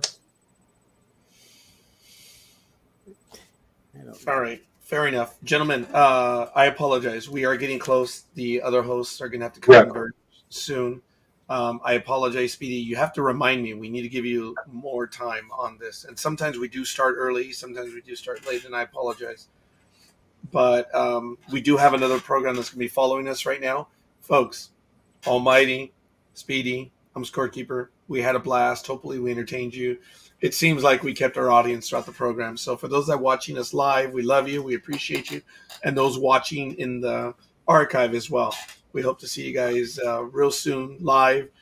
And it's going to be great. So Speedy, then Almighty, I'm done. We'll see you guys on the other side. Go ahead, Speedy, then Almighty, take us away. Well, one more thing. I know we have the other hosts coming in right now to do their program. But before we go, I just have to say, yes, Coffee. I do remember that episode of Boy Meets World when Vader made an appearance on Boy Meets World. But I don't think Vince will allow them to induct him. They might. That would be awesome. Vince Savage and Danielle Fishel, since they were the ones that had that romantic kiss in the ring on episode 6. I have them all on DVD, so it's one of those episodes. But yeah, that was the most memorable kiss in the ring after the show when when Corey got himself involved in the match. Well, that's what you can blame Sean for that one. Remember, Sean was the one that said he can wrestle. That was awesome. That was funny. AEW is a thing. At 10:04 a.m., Speedy admitted that he owns Boy Meets World on DVD. Well, I mean, it's no secret. Oh, it's not anymore. No. That list keeps growing. Well, you can scratch that list because I've mentioned it the last few years. I've told everybody here I've got a whole bunch of old school cartoons that now would be considered cancer culture. Yeah. So, whatever with that. Anyways, everybody, that's it for me. Take care. Go Almighty. Yeah, I'll go. First off, Roger, when you get a chance, I need to do another sign in, because when I had that problem with last week with Bug Dog, I was logged out and I don't have the bridge anymore. So whenever you get a chance, we can do that sometime if you wish. Yes, definitely. And other than that, I just want to wish everybody a happy week and safe week. And thank you, Tony, for that. We always try to do that. That always worked. But anyway, everyone have a good week. Good day. All right. We'll see you guys on the other side. Peace.